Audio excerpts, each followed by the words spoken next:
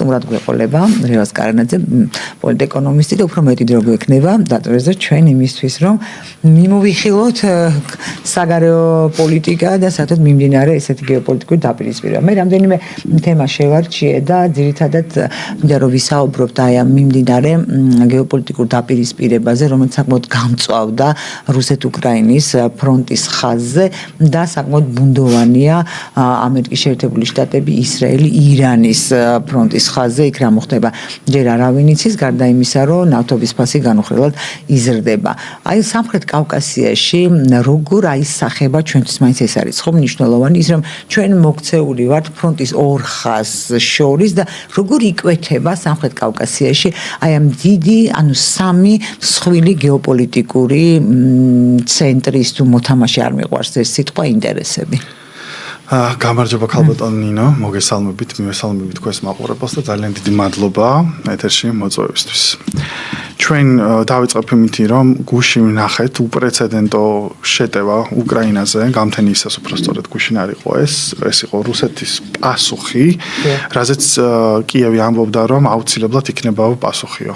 და ველოდებითო ჩვენ ორეშნიკებსო და ორეშნიკები ძალიან სასტიკი პასუხი გასცა რუსეთმა, რაც ძალიან ჩემის აზრით არის საზარელი, მაგრამ ომი არის სამწუხაროდ და ალბათ ამას მოყვება დიდი მსხვერპლი ინფრასტრუქტურაზეც. თუმცა ჩვენ შეგვიძლია ვთქვათ, რომ მიუხედავად იმისა, რომ იყო კაცრი პასუხი და 4 წელია ჩვენ ვხედავთ რუსეთის ფედერაციის შეტევას უკრაინაზე, რომ შევადაროთ ეს ამერიკის შეერთებული შტატების მიერ განხორციელებულ ეგრეთ წოდებულ სამხედრო ოპერაციებს, ბევრად უფრო, ასე ვთქვათ, სუფთა არის ხოლმე პასუხი, თუმცა ამაზე ბევრი დაობს. სამწუხაროდ დღეს ჩვენ მე დასავლეთებს არ უყვართ ხოლმე, როდესაც მე ამას ესე ვამბობ, მაგრამ სამწუხაროდ ესე არის ჩვენ ნახეთ იგივე ერაყშიც, ჩვენ ნახეთ ირანში პირველ დღეს, როდესაც ბავშვების სკოლა დაბომბეს და 180-ზე მეტი ადამიანი დაიღუპა, მათ შორის უმეტესობა სკოლის ბავშვები და ამოცემულობაში ავტომატურად დასავლეთმა მე ვფიქრობ, რომ შესაბამისი ზომები მიიღო და საერთაშორისო კრიმინალურმა სასამართლომ ვლადიმერ პუტინის დაპატიმრების ბრძანებაც გასცა. იგივე პასუხი შემდეგ რომ მოხვა ისრაელზე, როდესაც ისრაელმა ღაზაში ექიმები დახოცა, გაუპატიურა უამრავი ადამიანი, დახოცეს ბავშვები და ამის უამრავი საზარელი კადრები არსებობს. 26 მაისი არის საქართველოს დამოუკიდებლობის დღე და არის ჩემი დაბადების დღეც და მე მახსოვს, რომ 2 წლის წინ 2024 წელს რაფაში ისრაელმა განახორციელა ისეთი საშინელი შეტევა, სადაც იყო 26 მაისი იყო, მაგიტომ მახსოვს, დამწვარი ბავშვები და მე ეს პირდაპირ ეთერში ვნახე ეს კადრები. რომელიც გავრცელდა ტელეგრამზე, ხა მე მესმის, რომ ძალიან ბევრი ეს კადრი შემდეგ Facebook-ზე ესე მარტივად ვერ დადებ, იმიტომ რომ ზღუდავენ, ნუ ამას რა თქმა უნდა, ძალადობის ახსახველი არის და ზოგადად პოლიტიკური ნიშნითაც, იმიტომ რომ ამერიკაში სამწუხაროდ ისრაელის მხარდამჭერა ძალიან შემცირდა ხალხში, სწორედაც რომ ამ საზარელი ქმედებების გამო, რასაც ნეტანიაჰუს მთავრობა ამსახორციელებდა. და შემდეგ გამოუტანეს ნეტანიაჰუს ასევე დაპატიმრების ორდენი, თუმცა ვხედავთ, რომ ახსურლებით დასავლეთი ნაკლებად იწუხებს თავს ნეტანიაჰუს მიმართ და უფრო მოწადინებულია რუსეთის მიმართ და ჩვენ ვნახეთ, რომ ბოლო 2 წლის მანძილზე საერთაშორისო სამართლის ნორმები მთლიანად არის ჩამოშლილი, თუმცა ჩვენ გადაცემამდე საუბრობდით ამაზე. მე შეიძლება ვთქვათ, რომ ზოგადად 2003 წლის ერაყის ომიდან არის დაწყებული ეს საერთაშორისო ნორმების ჩამოქცევა ჩვენს საერთაშორისო პოლიტიკურ სისტემაში, როდესაც ამერიკა და ბრიტანეთი შეიჭრნენ. ხალხის აი 2003 წელს ერაყის წინააღმდეგ ომის დაწყებით შეირყა ჩემი უპირობო პროდასალური, ასე ვთქვათ, მისწრაფება, ორიენტაციას არ დავარქმევ. მე მივხვდი, რომ რაღაც ისე ვერ იყო, როგორც მე ვიყავი ხბოსავით აღტაცებული. ანუ ნატოს ქვეყნებიც არ გაყვნენ, საფრანგეთი არ გაყვა, გერმანია არ გაყვა, მახსოვს გერმანიის კანცლერ შროდერის და საფრანგეთის პრეზიდენტ ჟაკ ჟირაკის აღშფოთება, თან ერთი მემარცხენე იყო, მეორე მემარჯვენე, სხვადასხვა იდეოლოგიურ ნაწილს მიეკუთვნებოდნენ ევროპისას და ამ მოცემულობაში ნელ-ნელა წამოვიდა ეგრეთ წოდებული ძალა აღმარცხს ნავს პრინციპი, რომელიც შემდეგ რუსეთმა გამოიყენა, მათ შორის ჩვენს წინააღმდეგ 2008 წელსაც. და ამ მოცემულობაში ვართ და საერთაშორისო ნორმების დარღვევა სად მინდა მისვლა ზოგადად ჩვენერი პატარა ქვეყნებისთვის არ არის სახარბიელო, იმიტომ რომ საერთაშორისო ნორმები, საერთაშორისო სამართალი მეტნაკლებად ქმნის თითქოს ისეთ სამყაროს, ისეთ სოფლიო წესრიგს, სადაც ქვეყნებს იქნება ეს რუსეთის ხელა, თუ ამერიკის ხელა, თუ ჩინეთის ხელა უშველებელი ქვეყნები და ისეთი პატარა ქვეყნები, როგორიც არის მაგალითად ნეპალი ან საქართველო ან რა ქვია ბულგარეთი ხო ნაკლებად ვითომ ერთნაირი უფლებები გაგვაჩნია რომ რაღაც თანასწორობის იდეას ქმნის მაგრამ თუ ჩვენ ეს საერთაშორისო სისტემები მოვსპეთ მაშინ დაუბრუნდებით ჩვენ მეორე მსოფლიო ომამდელ ასე ვთქვა დღის წესრიგში სადაც დიდი ძალები პირდაპირ ყველანაირი ასე ვთქვათ ნორმების გარეშე მოქმედებდნენ კი არსებობდა ეგ ერთა ლიგა რომელიც არ იმუშავა კი არსებობდა რაღაც წესები რომელიც არ მუშაობდა მაგრამ ამ მოცემულობაში კავკასია არის ძალიან ძიმე გეოპოლიტიკურ მდგომარეობაში იმიტომ რომ ჩვენ კავკასიაში გამოვლილი გვაქვს რეჟიმების ცვლილებები გვაქვს გამოვლილი სამოქალაქო ომები გვაქვს გამოვლილი სეპარატისტული ომები, რომელიც ჩვენ თავზე ვიწვნიეთ, გვაქვს გამოვლილი ომები მეზობელმოძმე სახელმწიფოებს შორის, როგორც არის მაგალითად სომხეთი და აზერბაიჯანი. ჩვენ გვაქვს გამოვლილი ეთნიკური ომი ჩვენს ქვეყნის შიგნით, ხო, ეთნიკური დაპირისპირებები და ჩვენ ბოლოს გვაქვს გამოვლილი დაპირისპირება არა თანაბარ ძალასთან რუსეთთან, რომელიც ასე ვთქვათ 2008 წელს ჩვენ ნახეთ, როგორც დამთავრდა ეს ყველაფერი სამწუხაროდ. და ამ მოცემულობაში მე ვფიქრობ, რომ კავკასიის ხალხებმა და კავკასიის მთავრობებმა ნელ-ნელა ისწავლეს ჭკუა და მეტნაკლებად შეეცდებიან რომ არ აყვნენ ყოველ შემთხვევაში მე შემიძლია ვთქვა საქართველოზე რომ არ აყვნენ ამ დიდ გეოპოლიტიკურ ავანტიურებს იმიტომ რომ როდესაც ამხელა ძალების ჯახი არის ჩვენი სახელმწიფოს გარშემო ჩვენი რეგიონის გარშემო აუცილებლად შეიძლება პირდაპირ არა მაგრამ ირიბად შეეცადონ ჩვენი ამა თუ იმ ხარისადმი მიმხრობას ეს ძალები ხო ჩვენ ღიად ვნახეთ როდესაც რუსეთ-უკრაინის ომი გაჩაღდა 2022 წელს რამხელა წნეხი წამოვიდა ჩვენ სახელმწიფოზე ხო პირველ რიგში მათ უნდათ პირდაპირ ზოგს უნდოდა რომ ჩვენ ჩავმულიყავით მე არ დამოწმა გორნაჩენკოს განცხადებები უკრაინიდან რომ კარგი დრო არის აფხაზეთში თუ ოსეთში გავისერნით ზუსტად არ მახსოვს რომელზეც თქვა არისტოვიჩისაც სხვათა შორის და მე რაღაც ერთგვარი მუქარის შემცველი ყურა ჩვენ ვართ მხდალები და ლაჩრები მაგრამ უკრაინელი გოგონები და ვაჟები მოვლენ და თქვენ ნაცვლად დაიბრუნებენ აფხაზეთს იცით რა არის ძალიან გამიხარდებოდა ეგეთი განწყობა რომ ქონოდა უკრაინას ან უკრაინელებს რადგან არ დაავიწყდეს უკრაინას რომ პირველი ომი და პირველი ასე ვთქვათ დარტყმა უკრაინას არ მიუღია რუსეთისგან ჩვენ მივიღეთ 2008 წელს და მე არ მახსოვს ამხელა სოლიდარობა და ამხელა მხარდაჭერა წამოსული იყო კიევიდან როგორც ჩვენ დავხვდით ასე ვთქვათ ჩვენს პატარა ქვეყანას და იუშენკო ჩამოვიდა და იქ იდგა ხელჩაკეტილი დანარჩენ 4 პრეზიდენტის შორის ეგ იყო კი ბატონო ჩამოსვლა და დგომა ერთი არის მე ვამბობ მატერიალური მხარდაჭერა ჩვენ მივიღეთ ჩვენ ქვეყანას რომელიც ეკონომიკური სერიოზული გამოწვევები აქვს და მე არა ვარ მაგალითად არ ვითვლები რომ არ კრიტიკოსი ვარ საკმაოდ თავრობის ამისიც წინის ეკონომიკური პოლიტიკის და სოციალური პოლიტიკის მაგრამ ჩვენს რომელსაც ქვეყანას უამრავი ეკონომიკური პრობლემა გვყავს ჩვენი შიდა დევნილები ჩვენ მივიღეთ და შევიფარეთ უკრაინელები და ჩვენ ქვეყანას რაც შეეძლო თავზე გადაყვა საერთაშორისო სამართლის კუთხითაც ადამიანური კუთხითაც და ძალიან ბევრი სამწუხარო ჩვენი ბიჭი წავიდა და თავი გაწირა უკრაინისთვის რაც ჩემთვის ძალიან სამწუხარო არის და ესენი რატომღაც პირიქით სუაკეთ თუ არ ყოფილ ასე ვთქვათ გვამონათებდნენ რაც შეძლებთ ჩვენ მივაწოდეთ და მე არ მახსენდება იგივენაირი მხარდაჭერა იგივენაირი ასე ვთქვათ მეგობრული დამოკიდებულება და რუსეთის წინააღმდეგ რაც იყო 2008 წელს და სამწუხაროდ ეს 93 წელს ვთქვათ რომ უკრაინული შენაერთი უნდა უსახლარვა მახინჯერ იბრძოდა თუმცა ისინი არ იყვნენ მრავალრიცხოვანი მაგრამ მაშინ რაღაცა მონაწილეობა იყო ერთი არის ახლა ჩვენ არასახელმწიფო და შემდეგ ბალტინის ჯარი შემოყვა კრავჩუკმა ანუ ძალიან ისეთი წინააღმდეგობრივი იყო დამოკიდებულება ხელისუფლების და ვთქვათ ხალხზე მე არ მაქვს საუბარი მე მაქვს არა მე ხაზი გავუსვი რომ მაინც ვთქვათ ობიექტურობისთვის ხო მე ვამბობ პოლიტიკურ მხარდაჭერაზე იქიდან გამომდინარე რომ შენაერთად ბევრი ჩვენიც იბრძვის ბევრი არის მოხალისე გავქვითეთ კი ბატონო და ზოგიერთი მათგანი სხვათა შორის არის ყოფილი ასე ვთქვათ ძალოვნები რომლებიც სააკაშვილის შემდეგ ჩვენს ქვეყანაში აღარ დაეთქომებოდათ ეგეც უნდა ვაღიაროთ ამ ყველაფერთან ერთად ჩვენ ქვეყანას გვაქვს ისეთი ეკონომიკური მოცემულობა სწორედაც რომ სოფლიო ბანკის საერთაშორისო სავალუტო ფონდის ეკონომიკური პოლიტიკის რეფორმებით ისეთი ეკონომიკური პოლიტიკა მივიღეთ, სადაც ჩვენ ქალბატონო არაფერს აღარ ვაწარმოებთ და თავიდან ბოლომდე ვართ დამოკიდებული ძირითადი პროდუქტის იმპორტზეც რუსეთის ფედერაციაზე. ზეთის 80%-ს ვიღებთ რუსეთიდან. ფქვილი? ფქვილი. ხორბალს ვეღარ ვიღებთ, ფქვილს ყიდის რუსეთი. ხო და სამწუხაროდ ამ მოცემულობაში ხო ჯერ იყო რომ ერთი იმას ვიტყვით რომ მე გითხრეს რომ ეკონომიკური სანქციები დაადეთ რუსეთს ხო მაგრამ ზუსტადაც რომ თქვენი დასავლეთის მიერ შექმნილი ეკონომიკური პოლიტიკა რომელსაც ხელს ასე თქვა თავზე ხელს გვისმენდნენ და გვეუბნებოდნენ რა კარგები ხართ თუ ეს დაიწყო შევარნაძის ხრივ მე ბენდუქიძის მის დროს იყო ამისი აყვავება ყველაფრის პრივატიზება აბსოლუტურად მოშლა ქართული საწარმოო პოტენციალის მთლიანად გავხდა დამოკიდებული ორ ძირითად დიდ მეზობელზე, რაც ჩემთვის პრობლემური არის. მაგრამ სანამ დაუბრუნდები ეკონომიკას, მინდა ვთქვა, რომ რა თქმა უნდა ჩვენ არ ქონდა სამხედრო პოტენციალი და შემდეგ ვეუბნებოდნენ სამხედრო თუ არ გვქონდა ეკონომიკურად დაასანქცირეთ რუსეთი. რომელზეც დამოკიდებული თვითონ გავხდა ეს. სხვადასხვა ეს ძალიან საინტერესო სქემა, ესე რომ შევხედოთ, რა შეთქმულების თეორიის არ ვარ მთლად მომხრე, მაგრამ ესე ჩანს, აი ლოგიკურად რომ მივუდგეთ.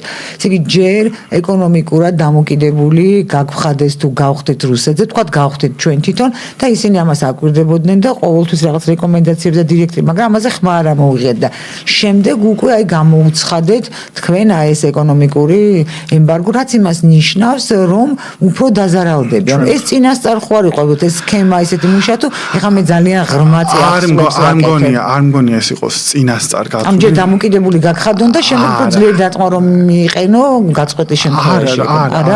არა, მე მგონია უბრალოდ რომ იმ ეკონომიკური პოლიტიკის გვერდითი შედეგები იყო, იმიტომ რომ ჩვენ როდესაც თავიდან ბოლომდე ვცდილობთ რომ გადავიდეთ მომსახურების ეკონომიკაზე და ადგილობრივი წარმოება არ გქონდეს, მაშინ ძირითად პროდუქტებზე ცნომაც ჩვენ გვექნება იმ დიდი ქვეყნებიდან, რომლებიც არიან ჩვენ სამეზობლოში და იმ დიდი ქვეყნებიდან, რომლებიც არიან საწარმოო პოტენციალის, ასე ვთქვათ, ცენტრები. მაგალითად, თურქეთზე დამოკიდებული გავხდით კიდე და რუსეთზე. იქიდან გამომდინარე, რომ დროებითი, მაგალითად, თავისუფალი ვაჭრობა უნდა ყოფილიყო რაღაც დროებითი დახმარება ჩვენი ქვეყნისთვის, როდესაც შევარდნაძის დროს დაიწყო გაფორმება თურქეთთან, იმიტომ რომ აქ იყო აბსოლუტური ქაოსი, რომ თითქოს დაგვეხმარებოდა თურქეთი სოფლის მეურნეობაში, მაგრამ საბოლოო ჯამში გრძელვადიანი პერსპექტივით აღმოჩნდა, რომ თურქეთი დარჩა საქართველოში და ადგილობრივი სოფლის მეურნეობის განვითარებას საპამიდრების წარმოებას, კარტოფილის წარმოებას ხელს უშლის თურქეთიდან შემოსული დიდი რაოდენობით იაფი პროდუქცია და ჩვენ სამწუხაროდ ვერანაირ დათქმებს ვეღარ ვუდებთ გამომდინარე იმ ხელშეკრულებებიდან და შემდეგ სააკაშვილის დროს გარღმავებიდან სავაჭრო და ეკონომიკური ურთიერთობებისა თურქეთთან. და ამ ყველაფერთან ერთად საერთოდ კიდევ უფრო მეტად ამძიმებს იმას, რომ გადამომუშავებელი საწარმოების და ინდუსტრიის, ასე ვთქვათ, პოტენციალი სოფლის მეურნეობაში უფრო მეტად გვექვითება და ნაკლებია გამომდინარე იქიდან, რომ ნედლეული პროდუქტისეც დამოკიდებული ვართ, ასე ვთქვათ, გარე ძალაზე და ჩვენ ვხედავთ თურქეთის უპრეცედენტო გავლენას ჩვენს ქვეყანაში ეკონომიკურ პირველ რიგში და აქედან გამომდინარე თურქეთზე და რუსეთზე ჩვენი ქვეყნის მხრიდან სამწუხაროდ ასე მარტივად გალაშქრება სანქციებით, როდესაც ჩვენ არანაირი სხვა დაცვის მექანიზმი არ გვაქვს, მე არ ვსაუბრობ სამხედროზე, უბრალოდ ეკონომიკურზე და არაფერი არ გაგვაჩნია, არის პრობლემატური. მაშინ, როდესაც სამწუხაროდ სამხრეთ კავკასიის სამ რესპუბლიკას არ გვაქვს არანაირი რეგიონალური რაღაც თანამშრომლობის ინსტიტუტი, ხო, არსებობს ევროპაშიც თვითონ რეგიონალური თანამშრომლობის ცენტრებს ხედავთ, მაგალითად ვიშეგრადის ქვეყნების გაერთიანება, თვითონ ევროპაში პოლონეთი, ჩეხეთი, სლოვაკეთი და უნგრეთი, რომლებიც ცდილობენ კოლექტიურად გერმანია საფრანგეთის ინტერესები დააბალანსონ თვითონ ევროკავშირში, იმიტომ რომ გერმანია მაგალითად სლოვაკეთში გამოიწვია ის, რომ ადგილობრივი რძის პროდუქციის წარმოება, ასე ვთქვათ, გათელა, იმიტომ რომ გერმანული დიდი კორპორაციები შევიდნენ და ევროკავშირშიც კი დისბალანსი არის, იმიტომ რომ ეს არის თავისუფალი ბაზარი ევროკავშირში და უკვე ჩამოყალიბებულ, განვითარებულ ინდუსტრიებს და ძლიერ სახელმწიფოებს უფრო მეტი პოტენციალი აქვს დაჩაგრონ ახალი წევრები, განსაკუთრებით პატარა ქვეყნები, როგორც არის სლოვაკეთი, ხო? ბალტიის ქვეყნებსაც თავიანთი გაერთიანება აქვს. ძის ნაწარმის ძის საწარმოები იყო, ძის პროდუქციის და სულ დაიკეტაო და განადგურდაო. მაგიტო არის მაგალითად ფიცოს თავრობა, რომელიც არის ასე ვთქვათ ევროსკეპტიკურად განწყობილი. ხო, მაგრამ რას ვამბობთ, ცენტრალური აზიის ქვეყნებსაც გაერთიანება აქვთ რაღაც კოორდინაცია რო იყოს. ჩვენ რო შევძლოთ და საქართველოს, აზერბაიჯანმა და სომხეთმა რაღაც თანაბარ პირობებში, იმიტომ რომ მე ნაკლებად ერთნაირი ქვეყნები ვართ, გვინდა არ გვინდა, ჩვენ უნდა მოვახერხოთ კეთილმეზობლური ურთიერთობა და ამ კეთილმეზობლური ურთიერთობიდან უნდა გადავიდეთ ისეთ სიბრტყეზე, სადაც ჩვენ შეგვეძლება ეკონომიკური თანამშრომლობაც, რაც მეტნაკლებად გაგვხდის ბევრად უფრო დამოუკიდებელს თურქეთი, რუსეთი, ირანის გავლენებისგან და ბევრი ამბობს, რომ აი აზერბაიჯანია თურქეთის გავლენის ქვეშ და არ არის ეგრე. ჩვენ თუ კარგად დავაკვირდებით აზერბაიჯანს, აზერბაიჯანი ბევრად უფრო სუვერენული სახელმწიფოა, ვიდრე სამწუხაროდ ჩვენ და სომხეთი გარე გავლენის სუვერენულობას მოვაბ, აი გარე გავლენებისგან თავისუფალს. რა თქმა უნდა, ბუნებრივი რესურსები ძალიან ეხმარება ამას აზერბაიჯანს, მაგრამ მიუხედავად იმისა, რომ რელიგიურად არის უმეტესობა ახლოს ირანთან და არის 12 მოციქულ შიიზმის მიმდევარი, ენობრივად ისითვლება თურქულენოვან ქვეყანად, თან არის ოღუზური თურქული, სამხრეთ, ეგრეთ წოდებული სამხრეთ თურქმენული ენა, რომელიც არის თანამედროვე თურქეთის რესპუბლიკის მონათესავე, მოძმენა, ძალიან კარგად ესმით ერთმანეთის. ამის მიუხედავად ალიევის პოლიტიკა არის, რომ რაღაცა მოცულობით უშვებს ხოლო თურქეთის გავლენას და ხშირ შემთხვევაში ზღუდავს კიდეც მაგალითად აკრძალული არის თურქული, ეგრეთ წოდებული პანთურქული მოძრაობა, რომელიც არის ნაცრისფერი ესა რუხი მგლების მოძრაობა, აკრძალული არის აზერბაიჯანში, ხო? თუმცა აზერბაიჯანმა ძალიან დიდი რამ გაუკეთა თურქეთს იმ მხრივ, მართალია თურქეთი დაეხმარა აზერბაიჯანს აი ყარაბაღის ომში, თქო სომხეთის წინააღმდეგ და რუსული გავლენის შესასუსტებლად სამხრეთ კავკასიაში, მაგრამ 100 წლის შემდეგ პირველად დაბრუნდა სამხრეთ კავკასიაში თურქული სამხედრო მანქანა. და ამ მხრივ ეს აზერბაიჯანმა მიიღო ხეირი თურქეთმა, მაგრამ თურქეთმა არანაკლები პოლიტიკური ხეირი მიიღო აზერბაიჯანისგან ამის თქმა. აბსოლუტურად გეთანხმებით, მაგრამ აზერბაიჯანმა ამასობაში მაინც არ გაიფუჭა ურთიერთობა რუსეთთან. თავის ინტერესებს ემსახურება, ხო? და სამწუხაროდ, ნუ ეხლა სომხეთის საკითხებში მე ვერ შევალ მათ ეს თავიანთი გადასაწყვეტია, რა თქმა უნდა, რა და როგორ გააკეთებენ, მაგრამ რატომღაც სომხეთი მაგონებს უფრო მეტად საქართველოს რამდენიმე წლის უკან ძალიან იმეორებს იმავე გზას და აი სულ მიკვირს, ეხლა სომხები არიან პრაგმატული ადამიანები, სხვათა შორის ერთმა ისტორიკოსმა მითხრა წლების წინათ, რომ აღმოჩენილია რაღაცა დოკუმენტები მე-14 საუკუნის და სომეხ ვაჭრებს, ნუ ვაჭრობა ეს ხო მათი ასე ვთქვათ ძალიან მნიშვნელოვანი სფეროა, ანუ ეკონომიკური გავლენა. ცუდი გაგებით არ ვამბობ ვაჭრობას. და სადაც მითითებული იყო საპნის ფასი სოფლიოს ყველა ქვეყანაში იმ დროისთვის აღმოჩენილში და აი მე-14 საუკუნეში ქონდათ საპნის, მე ამიტომ ძალიან პრაგმატული ხალხია და სულ მიკვირს რომ რატომ გადის იგივე გზას, რაც გაიარას. ზუსტად იგივე სატყუარებია თუ რაღაცა მოფერებებია თუ რეკომენდაციებია. თქვენ როგორ ხსნით ამას, რომ აი ეს რამ დააბრმავა, ასე ვთქვათ, ჩვენი მეზობელი სომხეთი? აი მე კიდე ერთხელ ვიტყვი, რომ მე სამწუხაროდ კარგად არ ვიცნობ სომხეთს და ეს პრობლემა არის, რომ ზოგადად საქართველოში სამწუხაროდ ჩემ თაობაშიც, რომ ჩვენ მეზობლებს ძალიან სამწუხაროდ ცუდად ვიცნობთ და უფრო მეტად ვიცით ამერიკაში არჩევნებში რომელ შტატში რომელი სენატორი იგებს რა პლატფორმით და რის გამო და სამწუხაროდ არ ვიცით არც თურქეთის შიდა პოლიტიკა, არც განათლების სისტემის ეს არის მინუსია, რეგიონს არ ვიცით, ჩრდილო კავკასიასაც არ ვიცით. ჩრდილო კავკასიასაც არ ვიცნობთ. ნუ ირანს მეტნაკლებად ეხა გავიცანი და ჩავარღვანდი მე ყოველთვის, მაგრამ სამწუხაროდ არ ვიცი ეს სომხეთის ისინი ქალბატონო ნინო სომხეთის შიდა დინებები, ამაზე მე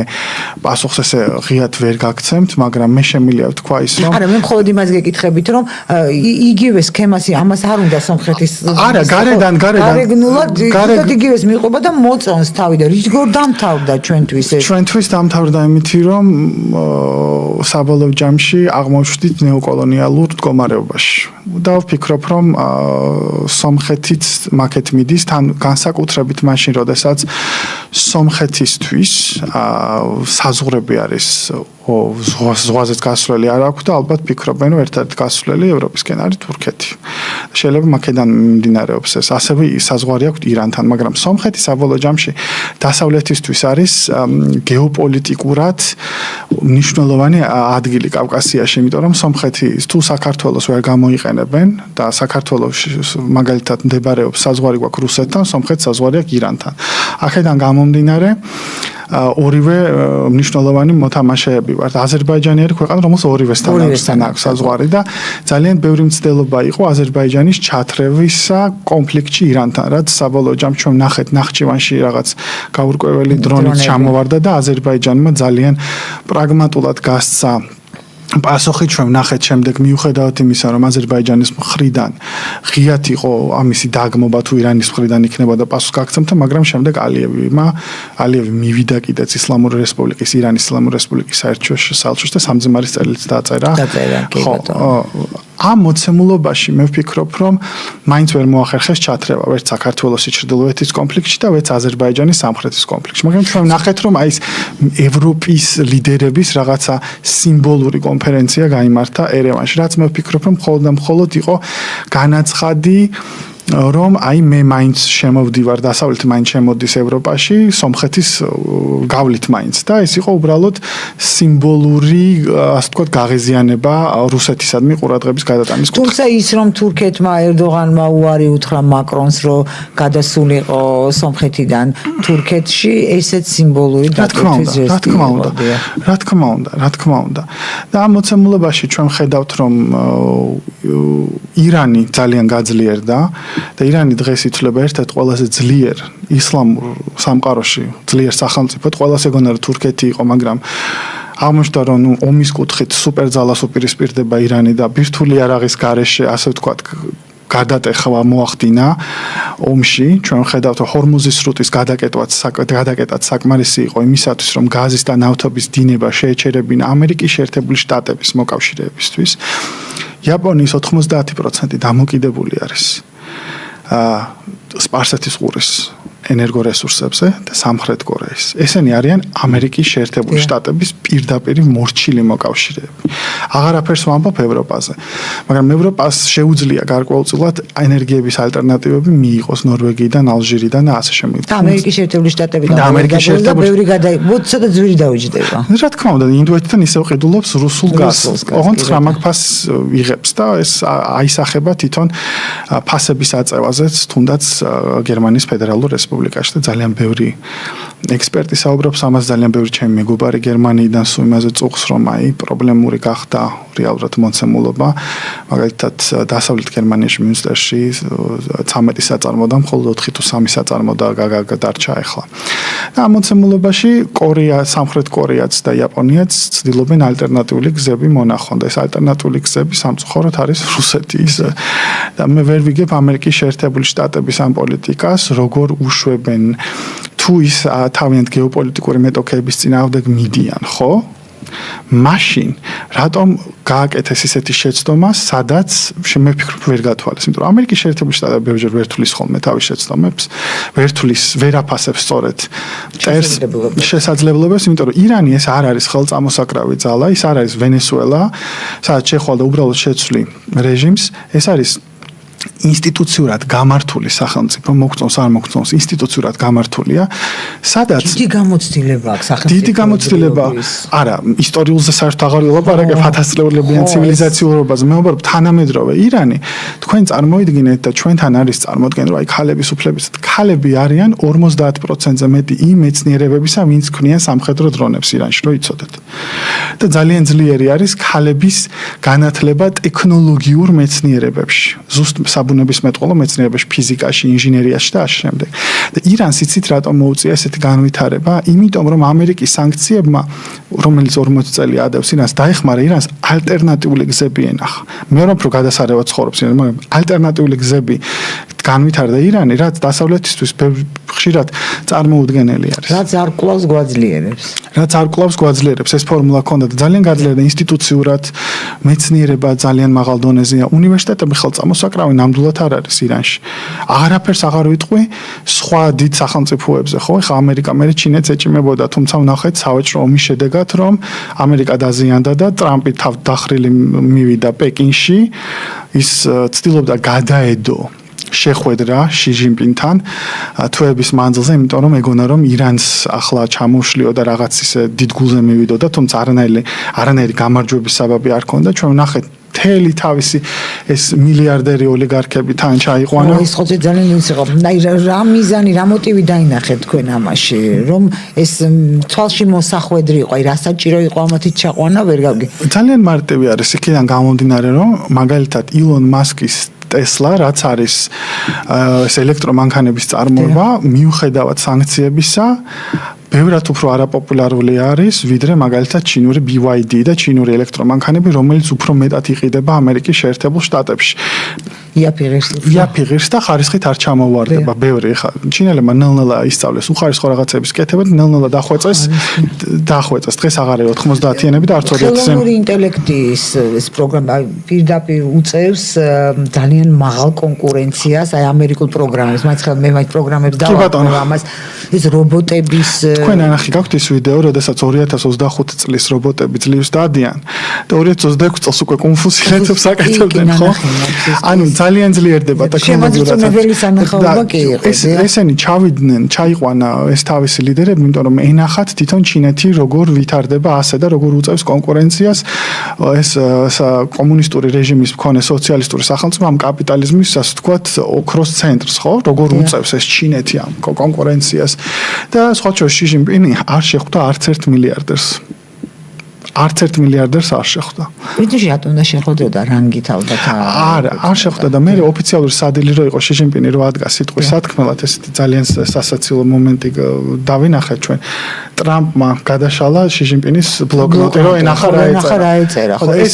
ესეც სიმბოლო არის, რომ ეს აჩვენებს რამდენად დაინტერესებულები არიან და რამდენად ასე ვთქვათ შოკში არიან ჩინეთზე. ჩვენ ნახეთ მარკო რუბიომ რომ ჰექსეც ანიშნე ზემოთ აიხედეო დარბასად თვალიერებინებდა. ანუ მართლა ვერ წარმოვედგინათ, რომ ჩინეთი როგორ წავიდა ასე წინ. როგორ განვითარდა მაგალითად ინფრასტრუქტურული განვითარება რომ აიღოთ მაგალითად 2008-2012 წლებში სწრაფი მატარებლების ასე ვთქვათ ჰაბი გახდა ჩინეთი, რაც ამერიკის შეერთებული შტატებისთვის დღემდე გამოწვევა და ამასთან ერთად უმნიშვნელოვანესი საკითხი არის რომ არა მხოლოდ 800 მილიონი ადამიანი ამოიყვანა ჩინეთმა სიღარიბიდან. ხო ეს სასწაული. ეს საოცრება დავფიქრდე. და ჩვენ რო ავიღოთ მაგალითად 2000 წელი და რო ავიღოთ 2020 წელი და რო დავხედოთ რუკას, რომელი არის ყველა ქვეყნისთვის მთავარი სავაჭრო პარტნიორი. 2000 წელს უმეტესობისთვის ქვეყნების 78%-ისთვის ზუსტად პროცენტები არ მახსოვს, მაგრამ 70-ებში იყო, ეს იყო ამერიკის შეერთებული შტატები. 2020-2022 წლისთვის ქვეყნების 99%-ისთვის არის ჩინეთის სახალხო რესპუბლიკა. და ჩინეთი მათ შორის იგებს გლობალური სამხრეთის, ანუ ყოფილი კოლონიალური ქვეყნების გულსაც იმითი, რომ ინფრასტრუქტურულ ინდუსტრიულ პროექტებს ახორციელებს იმ ქვეყნებში, სადაც თავის სავაჭრო გზები გაყავს. მათ შორის ჩვენც მოვხვდით ამაში.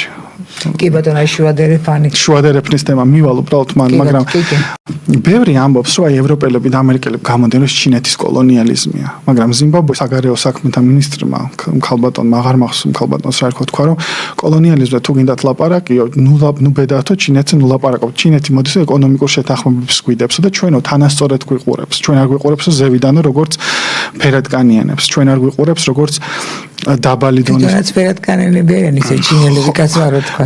ხო, ნუ რამ ხო გესმით რამ ხო? ხო, და ევროპელები მოდიოდენო აქ ხოცავდენო ჩვენო გვიყენებდენო, ჩვენი ხალხი მიყავდათო ადამიანების ზოოპარკიო და ჩვენო სხვანაირად გვახსოვსო კოლონიალიზმის საერთოდ არ არის და ეს არისო უბრალოდ დასავლეთისო ლეგენდები იმის შესახებო, რომ რამენაირათო პროპაგანდითო შეაჩერონ ჩინეთის და გლობალური სამხრეთ ქვეყნების ურთიერთობა და ჩვენც ამ შემთხვევაში მოხვდით ამ დერეფნის თემებში, ხო, საქართველოს და კავკასია მთლიანად და სომხეთ-აზერბაიჯანის ურთიერთობების ასე ვთქვათ გაგრილებაც ამ ცხელი კონფლიქტებიდან ან ეგრეთ წოდებული ყარაბახის თემებიდან 20 წლის შემდეგ საფრთხეების ზოლის შექმნას უკავშირდება. კი ბატონო, ეს ტრამპის ვითომ რაღაც დერეფანს გააკეთებდა, ეს არარეალური არის, ჩვენც ვნახეთ, მაგრამ რაღაც ტვირთები ალბათ იმოძრავებს. რაღაც ტვირთები იმოძრავებს, მაგრამ და ბოლოს აზერბაიჯანს ექნება პირდაპირ გასასვლელი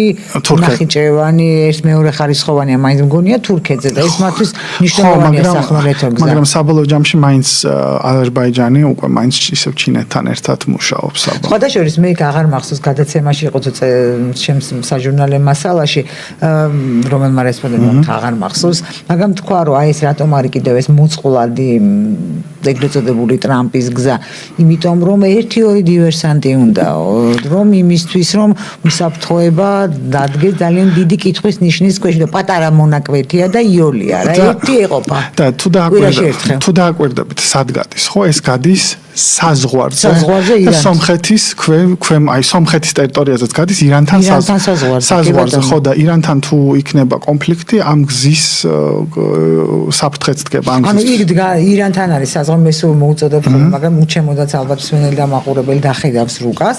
ირანი, შემდეგ სომხეთის ტერიტორიაზე ეგრეთ წოდებული ზანგეზურის დერეფანი და შემდეგ კიდე სომხეთი და სომხეთის საზღვარზე კი რუსი მესაზღვრები დგანან ჯერჯერობით. ეს ცოტა ისეთი რთული მოცემულობა.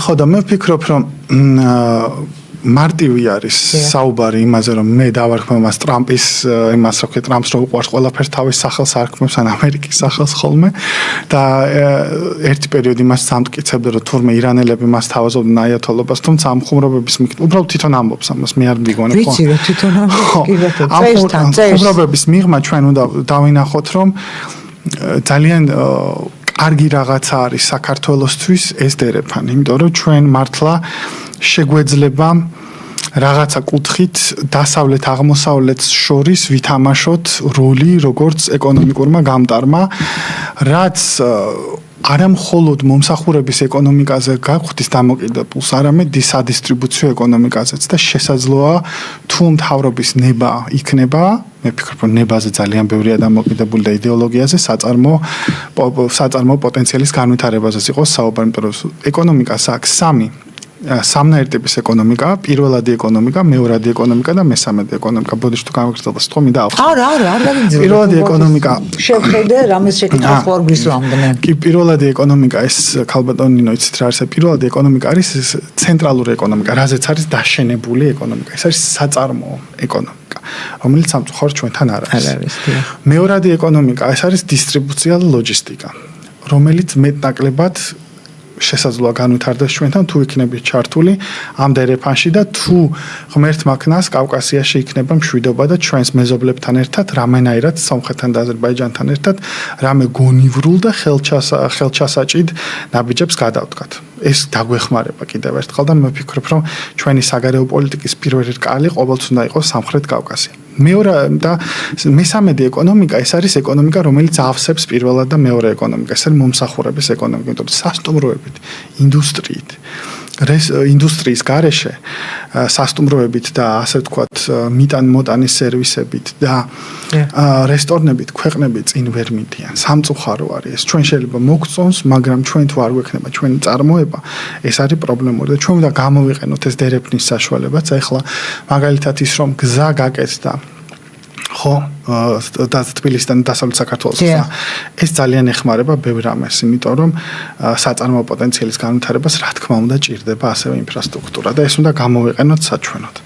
და ეს გვაძლევს ძალიან დიდ ბენეფიტებს და ევროპელებისთვისაც ვიღაცა მეხუთე ხარისხოვანი ჟიგმატიუსებისთვის და ვიღაცაებისთვისაც ესე ხელწამოსაკრავი ქვეყანა არ ვიქნებით. მიუხედავად იმისა, რომ ჩვენ გვაქვს უდიდესი ცივილიზაცია, უძველესი კულტურა, სამწუხაროდ მაინც ჩვენი გვიყურებს ყველა ჩვენი პოლიტიკური, ეკონომიკური სიძლიერიდან გამომდინარე და სწორედ მაგიტომ ბევრი აძლევს თავს უფლებას მოგვექცეს ჩვენ უსამართლოდ და ხშირ შემთხვევაში თავხედურათაც და ევროპარლამენტის ბოლოდროინდელი საქციელი საქართველოს მიმართ ბოლო 2 წლის მანძილზე არა მხოლოდ უსამართლო, არა მხოლოდ ნეოკოლონიალური არის, არამედ პირდაპირ თავხედურით. ეს გამომდინარეობს იქიდან, რომ 35 წელი ჩვენ გავატარეთ მათი ეკონომიკური რეფორმები, როგორც ეს არ ვარ მხოლოდ ევროპაზე, დასავლეთზე, მსოფლიო ბანკზე, საერთაშორისო სავალუტო ფონდზე, რამაც როგორც თავიდან დავიწყე საუბარი, გამოგვაცალა ჩვენი ინდუსტრიული წარმოების საშუალება, გავხადა უფრო მეტად დამოკიდებული რუსეთზე, თურქეთზე და ჩვენი ხალხი, რომელიც აქ პერსპექტივას ვეღარ ნახულობს, მიდის ევროპაში იაფმუშახელად გვიყენებენ, იმიტომ რომ ევროპელები არ თანხმდებიან იმ სამუშაოებზე, რაზაც, მაგრამ საქართველოსთვის 700 ქართველებისთვის 700 евро ქალბატონიო და 1000 евро, ნუ ახლა საქართველოს რეალობასთან და ხარჯებთან ხელფასებთან თუ შევადარებთ, ნამდვილად ასე ვთქვათ, ხელჩასაჭირი და თუმცა აქ აუცილებლად უნდა ვთქვა, შეიძლება ჩვენს მაყურებელს და მსმენელს არ მოეწონოს, მაგრამ მე ჩემი ასე ვთქვათ, პირველი პროფესიიდან ფსიქოლოგიდან გამომდინარე ვიტყვი ამას, რომ როდესაც შენს ენერგიას იქ მესმის, რომ იქ შეიძლება იყოს 700 евро და აქ აიღო ვთქვათ 700 ლარი, ხო, საკუთარ შემთხვევაში, მაგრამ როდესაც შენს ენერგიას ახმარ სხვა ქვეყანას აუცილებლად ეს ენერგია აკლდება შენ ქვეყანას და შენი ქვეყანა ვერასდროს აშენდება. მე მაინც იქითკენ მივდივარ, არ მოსწონს ხოლმე ჩვენ სვენელს და მაყურებელს ამას რომ ამბობ, რომ ჩვენ გვაქვს ბოლოს და ბოლოს ჩვენ ვართ კიდევ გარდამსაქმე მართლმადიდებელი ქრისტიანები და ქრისტიანობა მართლმადიდებლობა არის ერთადერთი ამ შემთხვევაში აღმსარებლობა, რომელიც ამბობს, რომ ჩემი პიროვნულობა რჩება. მაშინაც კი როცა მე განვიღმთობი, ანუ ღმერთთან ურთიერთობაშიც კი პიროვნებების რელიგია და ამიტომ არის პიროვნული პასუხისმგებლობის ამბავი. ჩვენი სარწმუნოც ასეთი არის, რომ მე როგორიც არ უნდა იყოს გარემო, მე აი ვთქვათ, მე ვერ გამმართლდები და ცოტა რელიგია შემოვიდან, ხო, იმ ხრო საინტერესოა სულიერებას. იგივე რაღაცა, ხო, განსჯის დღეს, ასე ვთქვათ, ვერ გამმართლდები, რომ იცი რაღაცა მეზობელი მყავდა, ესეთი დედა მყავდა, ესეთი მეგობარი მყავდა და აი მეთი გავლენით გავაკეთე. არ შემიმსუბუქდება. იმას თავისას მიიღებს თუ იმაც ნო, მაგრამ მე რაც ჩავიდინე, მე აქედან ამოდივარ ხოლმე, როცა ვამბობ აქედანაც. ჩვენ უნდა გქონდეს ჩვენი პიროვნული პასუხისმგებლობა და ყოველთვის როცა შენ აკლებ შენი არ იქნებ, რომ ენერგიას დებს სხვაში და შესაბამისად შენს ადგილს შენს ენერგიას წაიღებს სხვა. გინდა კარგი იყოს ხელისუფლება, გინდა ცუდი იყოს, ჩვენს ადგილებზე არავის არ გვინდა და ხელისუფლებას არ უნდა თავის გაწირვა, იმიტომ რომ რატომ არ უნდა იცხოვროს კომფორტულად, ხო? რატომ იმას აქვს მილიონების აღების შანსი. აქ ამას აქვს 700 ევროს, ანუ ჩვენ ყველას რაღაცნაირად ვნებთ ხოლმე, არ გეწყინოთ, მაგრამ სიმართლე ყოველთვის მოყვარეს პირში უძრახეო, მე ასე გავიზარდე და ამიტომ ამ კუთხეს შემოვიტან რა. კი ბატონო, ეს მე ვერ დაგეთახმებით. თუმცა მე მესმის სფერასაც მე არ ვერ დაგეთახმებით, რომ მხოლოდ მართლმადიდებლურ ქრისტიანობა შეიძლება მაჰაიანა ბუდიზმშიც დაახლოებით იგივე. ბუდიზმი მე პიროვნულობას არ ინარჩუნებს, ესე მახსოვს იქ პიროვნულობა კი ბატონო, მაგრამ მაჰაიანა ბუდიზმში და ბუდავაცვაში ინარჩუნებს. მაჰაიანა და ჩამბუდიზმში, ანუ სხვადასხვა ის არის ბუდიზმის სხვა. მე ვიცი კი ბატონო, მესმის. რაც შეიძლება თვითონ ახლა მე ვერ დაგეთახმებით, იმიტომ რომ შენ ქვეყანაში როდესაც ხელფასები არ გერიცხება, სამსახურში დადიხარ. ხელფასი არ გერიცხება 3 თვე, 4 თვე, 5 თვე, 6 თვე. ხარ მაგალითად ექთანი. მე კი არ განვიკითხავ, რატომ მიდიან. მე ვამბობ, რომ ამის შედეგი იქნება ეს, ჩვენ აღარ გვექნება სახელმწიფო და მე დავაბრალოთ, არ არის პრობლემა. დაბრალებაზე არ არის, სისტემა არის. მე რას ვამბობ, უყურეთ, მე არ უბრალოდ კარგი არის ახლა დისკუსიისთვის ეს თემა.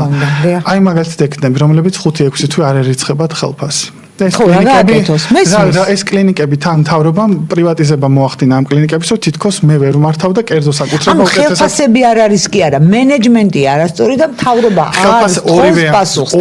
ორივე, ხა გეტყვით რატო? ერთი არის, რომ ხელფასები არ ერიცხება, შრომის პირობები ირღვება და შრომის ინსპექცია მოქმედებს. ეს ხო შეუძლია გამოასწოროს სახელმწიფოს. ეს შეუძლია და მეორე პრობლემა იცით რა არის, რომ ბიზნესის ლობიზმი და ბიზნესმენები, ვინც ამას ფლობენ, არიან პარლამენტში, ან პარლამენტში შედან და ატარებენ თავიანთ ინტერესებს. ჩვენ არ დაგვავიწყდეს, რომ ეს მხოლოდ უბრალოდ ბიზნესმენებზე რო იყოს, კიდე რამენაირად მოული საქართველოს ბანკი ყავს ჩანდაცვაში და ბანკი რო ერთმა ჩემ პარკოში ზაკთან მეცით რამით რა ქობულეთელი იყო, რომ საქართველოს ბანკიო 300 ლარზე მომუშავებს და იმასაც მაწუწუნებს ხელფასი რო ჩამერიცხოსო და ჩემ მეუღლესო სიმსივნე ქონდაო და TBC ბანკმაო სახლეო გამიყიდაო თავის დროზეო რა და რა გავაკეთო, ერთმა ბანკმაო სამსახურში დამჭაკრა, მეორემ სახლე გამიყიდაო, ხო?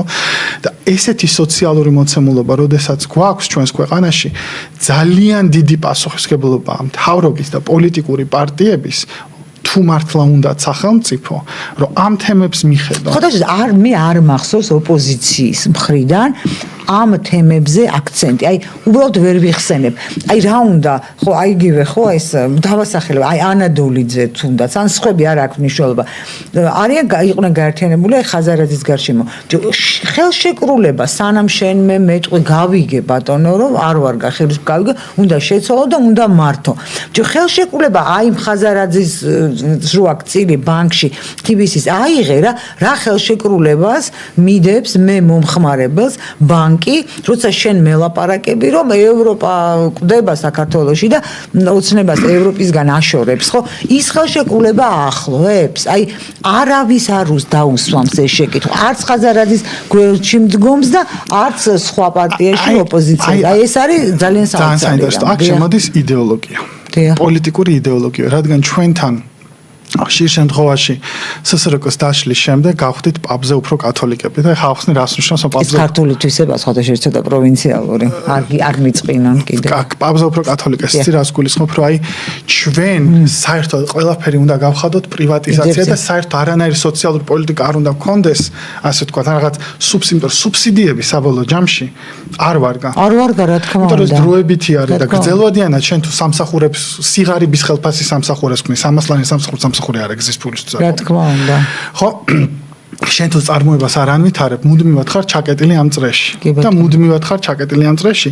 ვიღაცები მდიდრდებიან და ძალიან დიდი ხდება უთანასწორობა ქვეყანაში და ძალიან მძიმე სოციალურ პრობლემებს ეჯახები და სუბსიდირება ამ პრობლემებს ვერ მოაგვარებს, ამისთვის გჭირდება ეკონომიკური ხედვა. მაგრამ ალტერნატიულ ეკონომიკურ ხედვას ძალიან ბევრი განიხილავს, რომ ვაიმე საბჭოთა კავშირთან არ გავიქიდეთ, ვაიმე ეს ამ დროს ეს სოციალური სოლიდარობა როგორი გამოკვეთილი იყო დასავლურ ცივილიზაციაში, ხო? დასავლურ ძალიან მაღალი იყო. კი, ეს განსაკუთრებით გარეგნულად, ეხა შიგნით რა ხდება? შიგნით? გარეგნულად ყოველ შემთხვევაში.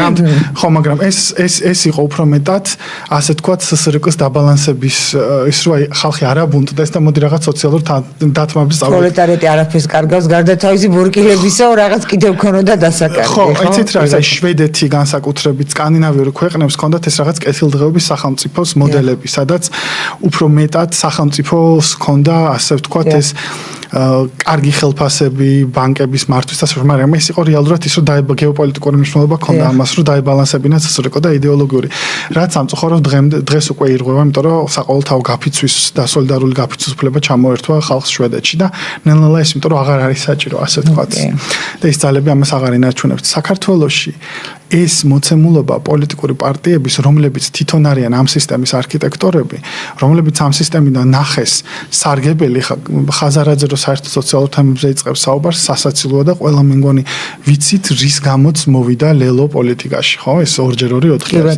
რაც შეეხება ნაციონალურ მოძრაობას, ნაციონალური მოძრაობა იყო არქიტექტორი მამა იმ ანტისოციალური პოლიტიკისა, რომელიც დღეს ჩვენს ქვეყანაში გვაქვს, რომელსაც სამწუხაროდ უფრო შერბირებული ფორმით ცდილობს დღევანდელ მთავრობამ გააღწევოს, მაგრამ ეკონომიკის გეგმავები და ეკონომიკის იდეოლოგიები სამწუხაროდ არ შეცვლილა ბოლო 30 წელია რა.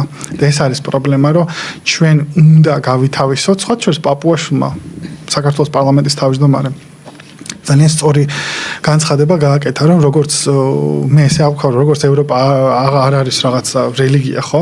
ის თავისუფალი ბაზარიც არ არის რაღაცა რელიგია რა და ეს ჩვენ რო ქონდა აღებული 35 წელს მაგ აი ბაზარზე ჩარევა არ შეიძლება, ყველაფერი მიშვებული უნდა იყოს და მეორე მხრივ იყო აი დასავლეთი და ევროპაში გაწევრდნენ ნატო აქაურობას. დაახლოებით იგივე არის ეკონომიკაშიც.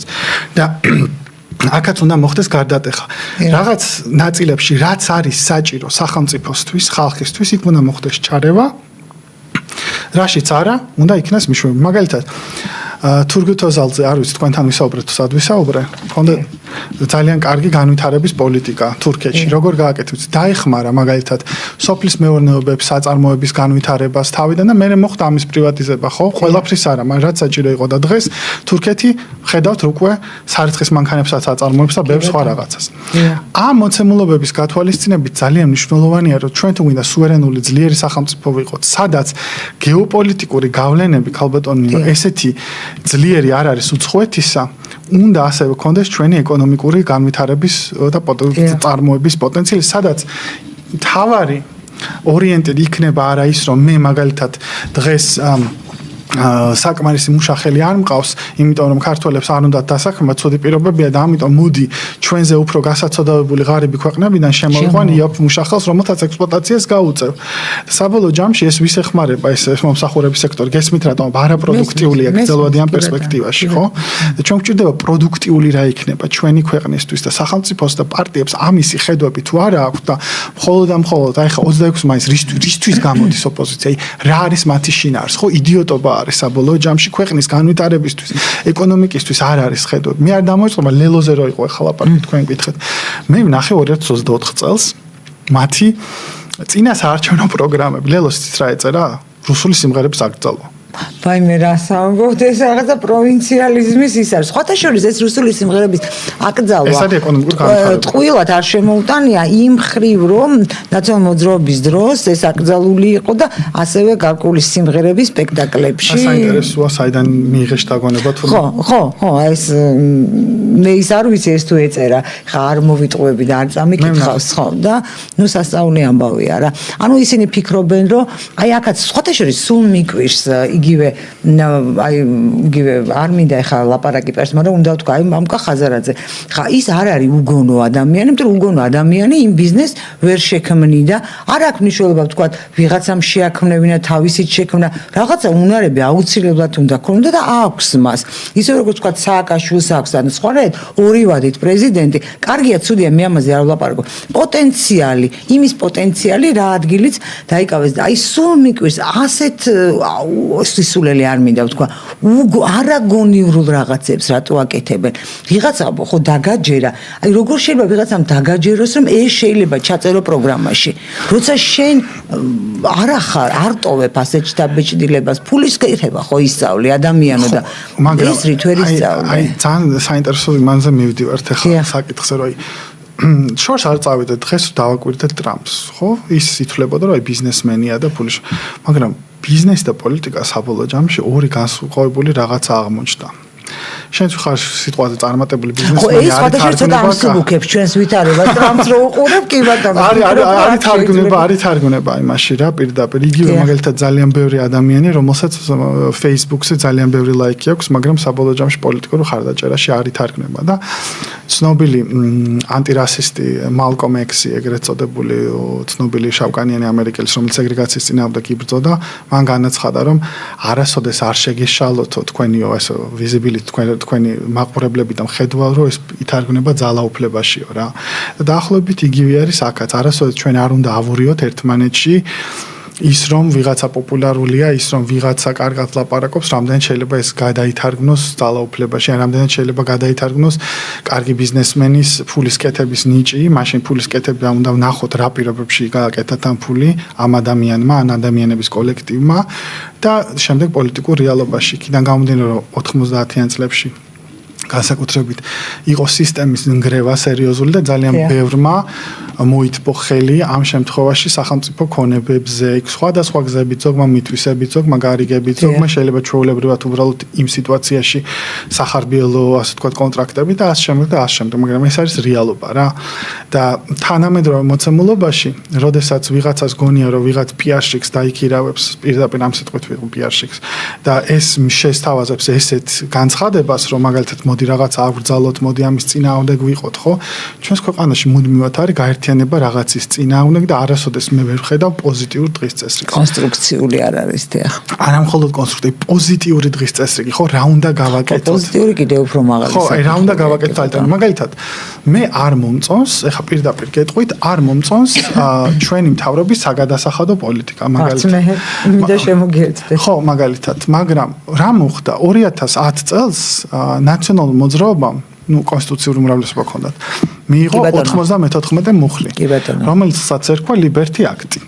რომლის მიხედვითაც პარლამენტს წაერთვა უფლება საგადასახადო პოლიტიკა და ფისკალური პოლიტიკა მართოს. ქართულ ოცნებამ მიიღო კონსტიტუციური უმრავლესობა 2016 წელს. და რატომაც ეს არ გააქვს? ეს არ გააუქმა სტუდენტებს დაგვიპირისპირდა საშინელ სახელები გვეძახეს ჩვენ გაერთიანებას მიუხედავად იმისა რომ საბოლოო ჯამში საბოლოო ჯამში ბევრმა ჩვენგან მარგარისკა და არ წავიდა ქვეყნის წინააღმდეგ, როცა საჭირო იყო მე, მაგრამ ხოდეშ ეს სახელმწიფოებრივი აზროვნება, როდესაც თუნდაც იგივე მეც მქონია ეს დილემა, რაღაცეები არ მithქვამს, იმიტომ ჩემი სახელმწიფოს ინტერესებიდან გამომდინარე და არა იმიტომ რომ ხელისუფლება არ იმსახურებდა დაპირისპირებას და ახლაც არის ეს მომენტები. რა თქმა უნდა.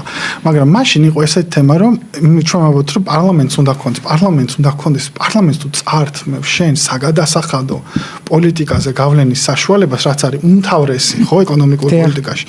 მაშინ რა გამოდის, რომ პარლამენტი თავის ფუნქციას კარგავს და ეს უნდა დაებრუნებინა პარლამენტისთვის, ხო? თან ლიბერტი აქტით სახელმწიფოს არ შეუძლია გაზარდოს თავისი ბიუჯეტი ქვეყნის მშპ-ს 28-30%-ზე, ხო?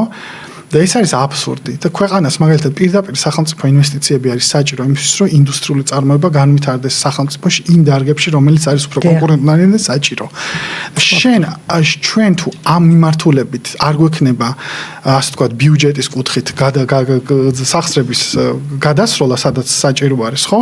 და მხოლოდ მოუჭიროთ არის, ხო, ამაზე ლაპარაკი. მაშინ გამოწვევ ვიღაც უნდა წაართვა. იმ ბიუჯეტიდან ისე, ხო? ეს არასწორი არის და მე ვფიქრობ, რომ თვითონ ამერიკაშიც კი ხა ძალიან ბევრ ჩვენგან მემარჯვენეებს გავუკვირდებათ, რომ ამერიკაშიც კი არ არის ბრტყელი გადასახადები ჩვენს რეგიონში და დასავლეთში პლუს რუსეთი და ჩვენი პოსტსაბჭოთი საქართველოში და რუსეთშია. რომ 400 ლარზეც 20%-ია გადასახადი. და 30,000 ლარზეც 20%-ია გადასახადი, ხო? და ამას უნდა ცოტა გონივრული მიდგომა. მე მაგას ვამბობ, დაუბეგრავი მინიმუმიც არ არსებობს ჩვენთან და ასე შემდეგ და ასე შემდეგ, ხო? და დღეს სამწუხაროდ ბიუჯეტს ავსებს ისევ და ისევ ღარიბი ადამიანების უმრავლესობა. და ეს ტარიფები, უკაცრავად წყლის ტარიფი, კომერციული ტარიფი წყლის ელექტროენერგიის ტარიფი, ან კომერციული ტარიფი არის ისეთი, რომელიც კლავს ადგილობრივ წარმოებას. შეუძლებელია ადგილობრივი წარმოება განვითარდეს ამ ტარიფებით.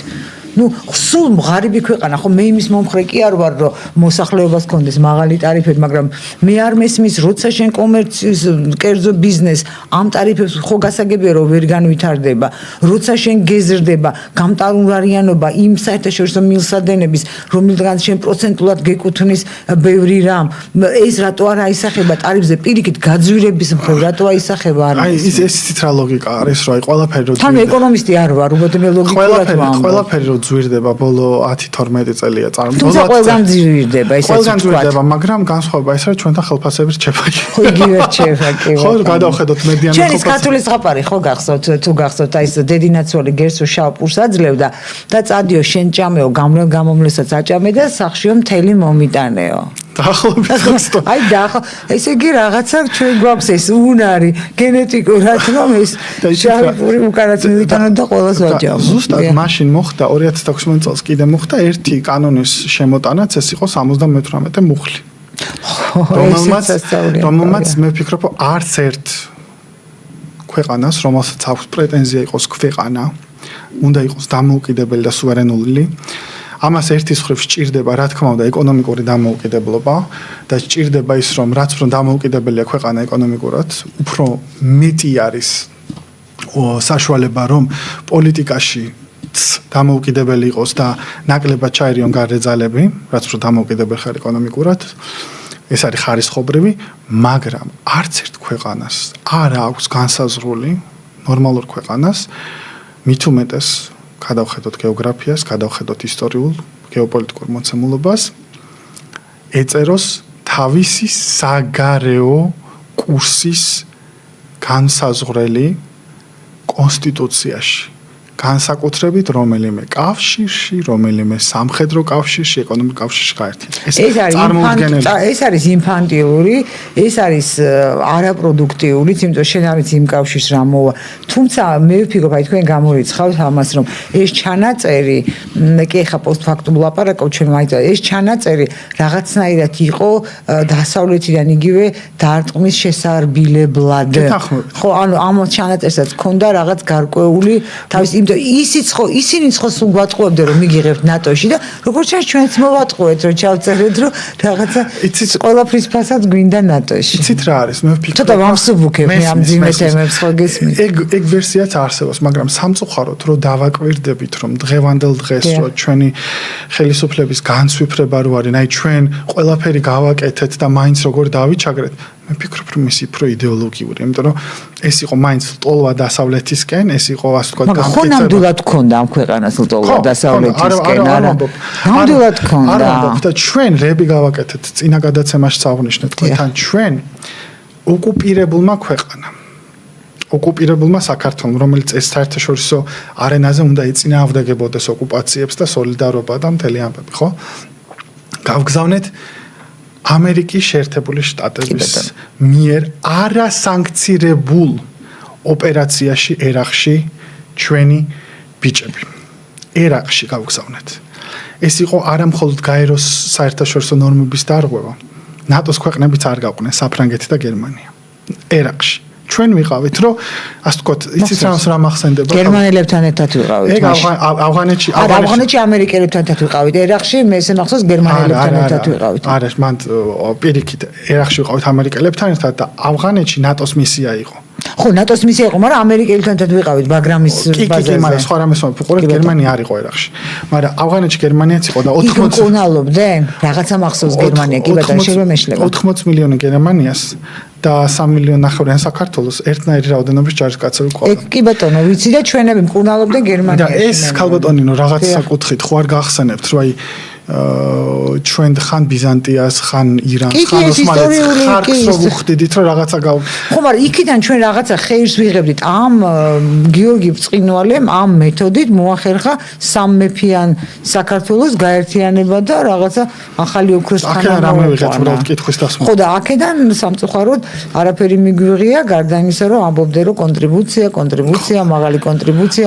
მაგრამ შეიძლება საჭირო იყო ეს იმ დროისთვის. ჩვენ ისე მოვიქეცით, როგორც შეგვეძლო. იცით რა არის აი მე თუმცა სააკაშვილის აქტიობის ისიც იყო ეს ყველაზე რისკიან შემდეგ უკვე მე გადავალ ავღანეთში შემდეგ უკვე ყველაზე რისკიან და მაღალი საფრთხის შემცველო პროვინციაში მსახურობდნენ ამერიკელებთან და ჩვენ თავი მოგწონდა რომ აი ისეთი კარგები არიან ჩვენი სამხედრო სამსახურები ამერიკელები გვერდში კი არ დაიყონებდა და ძალიან ბედნიერებიც ვიყავით ვერ გეტყვი ბედნიერები არა ყოველთვის ესეთი სურათის ხატი იქმნებოდა სამწუხაროდ ძალიან ბევრი ჩვენი ბიჭი მიდიოდა იმიტომ რომ ნუ სამსახურის და პერსპექტივის კი ბატონო ხელფასის გამო კი ბატონო და ეს ასეც იყო და რო დავფიქრდეთ ხო საბოლოო ჯამში კითხვა მინდა დაგისვათ ახლა მე თქვენს თუ შეიძლება კი ბატონო დამისვით მე მაგალითად გავიზარდე ისეთ პერიოდში უნივერსიტეტში და სკოლაში რომ იყო ნატო ევროკავშირი ნატო გაქრა დღეს უკრაინასაც რომელიც გაგანი ომში არის და არაშნიკებს ურტყავენ რა ნატოზე საერთოდ ლაპარაკი დაივიწყეს თვითონ უკრაინელებიც აღარ ამბობენ ამაზე არაფერს ევროკავშირზე მაკრონმა ერთხელ წამოწდა რომ საქართველოს გეოგრაფიას დახედეთო მოდიშ რომ ეცნება მაგრამ ჩვენ რატომღაც არ გვინდა დაჯერება მე უნდა შეხვიდეთ და ნახოთ მაგალითად გერმანულ არხებზე ან გერმანულ საინფორმაციო საშუალებებზე რას წერს გერმანელი მოსახლეობა როდესაც იგებს რომ ჩვენ გვინდა მათი კავშირის წევრი გავხდეთ. კიდე ხა ამათ ვაჭამავთო დაახლოებით ეგეთ წადეგენ საერთოდ ევროპა არ არის რა იცი საშუალო სტატისტიკურმა გერმანულ ვინ ვართ ჩვენ ხო? ძალიან უარყოფით დამოკიდებული და ის AfD ხა ჩვენ მთავრობა რო ამბობს რომ გერმანიაში ალტერნატივა für Deutschland რადიკალი მომაჯვენე პარტია ამას ძალიან კარგად იყენებს სათავისოდ. ხო?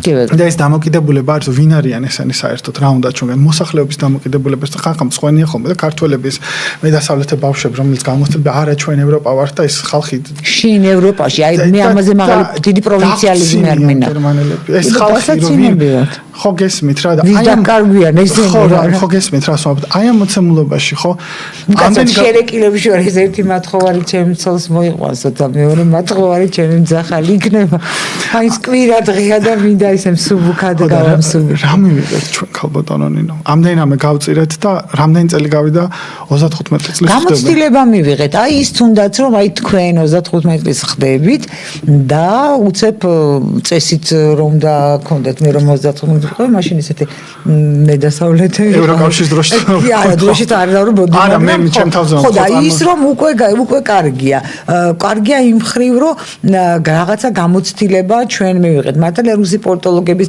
ნაწილი დაგვრცინის ხოლმე რომ ძალიან ძიმე იმით მიიღეთო დარწმუნების გამოცდილება ხანფეხი დაკარგეთ ხანხელიო და ძალიან დაახეიბრეთ სახელმწიფო მაგრამ როცა სხვანაირად არ შეგიძლია გამოცდილების მიღება კარგია რომ ასე მივიღეთ იმიტომ რომ ეს ბუნებრივიც იყო მე მაინც მგონია რომ ბუნებრივი იყო იმიტომ როცა საბჭოთა კავშირი დაიშალა ჯერ არ იყო სახელმწიფოების გამოცდილება მე ეხა რაც არ უნდა დიდი ამბები უმღერონ საბჭოთა კავშირს რატო ვიყავით მაშინ მონები ის უვარგისი სისტემა იყო იქ შეიძლება სოციალურად მეტნაკლებად ყველა ნაჭამი იყო მაგრამ სპეციალურად ხმარობ ასეთ უხეშ სიტყვებს მაგრამ ეს არ იყო კარგი და კარგი რო არ იყო ჩვენ ეხა ევროკავშირი რატო არ მოგწონს იმას გავს და იმიტომ და როგორ შეიძლება შენ ამბობდე რომ საბჭოთა კავშირი კარგი იყო და ევროკავშირი რა ცუდია ევროკავშირი იმიტომაც ვიცი ცუდი რომ საბჭოთა კავშირს რო გავს ანუ ცუდი რომ გახდა საბჭოთა კავშირს დაემსგავსა და ის სისტემა არ ვარგოდა და იმდენად მომხიბვლელი იყო იმის ფონზე დასავლეთი რომ შორიდან რაღაც ანეკდოტი რო არის რა ახლოს მივედი ცოტა უხამსი ანეკდოტი არ ვიტყვი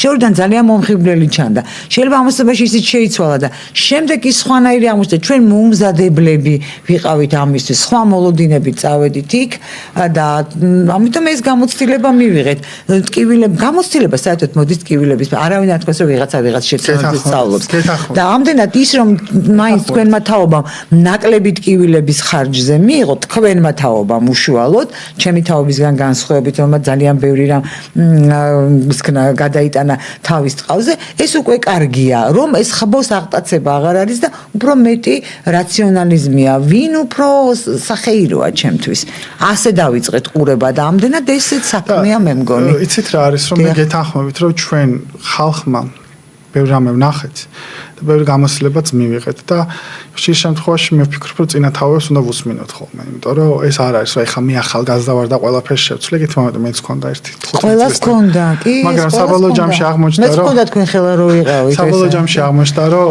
ის ხალხი რომელიც მეუბნება იცი რა მოდი დაფიქრდი არ არის ჩემი მტერი ხო შემთხვევაში მშობლებს შვილებს შორის დაპირისპირებამდე დავდივარ სამწუხაროდ ხო არა ეს ბუნებრივია აქ არაფერი არ არის ესეთი მაგრამ განსხვავება ისაა რომ აი ეს ევროკავშირში საბჭოთა კავშირისგან განსხვავებით ერთი რაღაცა უნდა თქვა არ არის სოციალური ანუ საბჭოთა კავშირს თუ მაგალითად ჩემ ასანთის მუშა დიდბაბუა შეეძლო რომელიც სამეგრელოდან გამოიქცა იმის გამო რომ დიდგვაროვანი ქალს არ ატანდნენ და საბჭოთა კავშირი მაგით უყვარდა რომ შეეძლო დაქორწინება და შემდეგ ცხეთაში ბინა მიიღეს და ასე შემდეგ და შემდეგ ხო მაგალითად ამ მუშებს შრომელ ხალხს ჰქონდათ მაგალითად რაღაცა ბენეფიტები რაც ევროკავშირში როგორ არის იცი ეს ბენეფიტები არის იმ შემთხვევაში თუ შენი სახელმწიფო არის ძლიერი მაგალითად ბულგარეთი და გერმანია ორი განსხვავებული ის არის რა ქვია სხვა პარალელური განზომილებებია მიუხედავად იმისა რომ ორივე ევროკავშირში საბოლოო ჯამში მაინც დადის შენი ქვეყნის შიდა განვითარებაც არა მე ამ შემთხვევაში პოლიტიკური სისტემა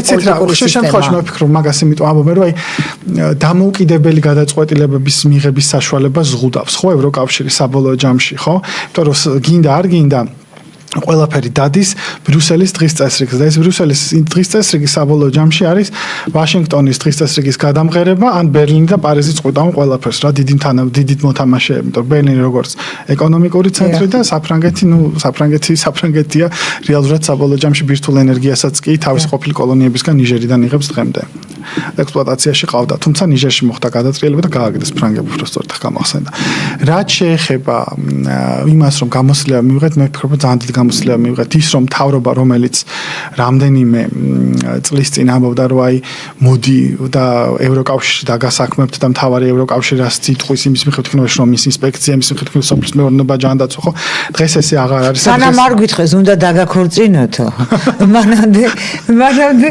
ჩვენ ამბობდით რომ ყველაფერს შევასრულებთ და ეს რაღაც არ მოგვეწონა უნდა დაქორწინდეთო რო გითხეთ მე ვფიქრობ რომ უფრო მეტად ეს ხუმრობის მიღმა ეს რუსეთის თემაზე წამოვიდა რომ ჩვენ მივხვდით რომ უი საბოლოო ჯამში ევროკავშირი ჩვენი მეგობარი კი არა ევროკავშირს ჩვენ ევროპა ჩვენ ჭირდებით გამოსაყენებლად და შენ რაც არ უნდა ინსტიტუტები აშენო გამართო და ხუთიანზე ჩააბარო ევროკავშირის გამოცდები ინსტიტუციური ეკონომიკური პოლიტიკური სოციალური არაფერი არ გამოვა თუ ევროკავშირს მოუნდება რომ შენ გამოგიყენოს თავისი გეოპოლიტიკური ინტერესებიდან გამომდინარე ის გამოგიყენებს საბოლოო ჯამში ევროკავშირიც არ იყო თავიდან ხო გეოპოლიტიკური გაერთიანება არ იყო მიუხედავად იმისა რომ იყო მიუხედავად იმისა, რომ თავის ეს იყო ასე ვთქვათ მარშალის გეგმის გამოძახილი და დასავლეთ გერმანია, ბენელუქსის ქვეყნები, საფრანგეთი და იტალია გაერთიანდნენ, რომ ომის მერე არ ასე ვთქვათ ერთმანეთი ამოეკაჩა და დახმარებოდნენ და მშვიდობა ყოფილიყო, გადაიზარდა პოლიტიკურ ორგანიზაციად, ხო? და დაახლოებით დაემსგავსა ნატოს, იმიტომ რომ ჩემს ბავშვობაში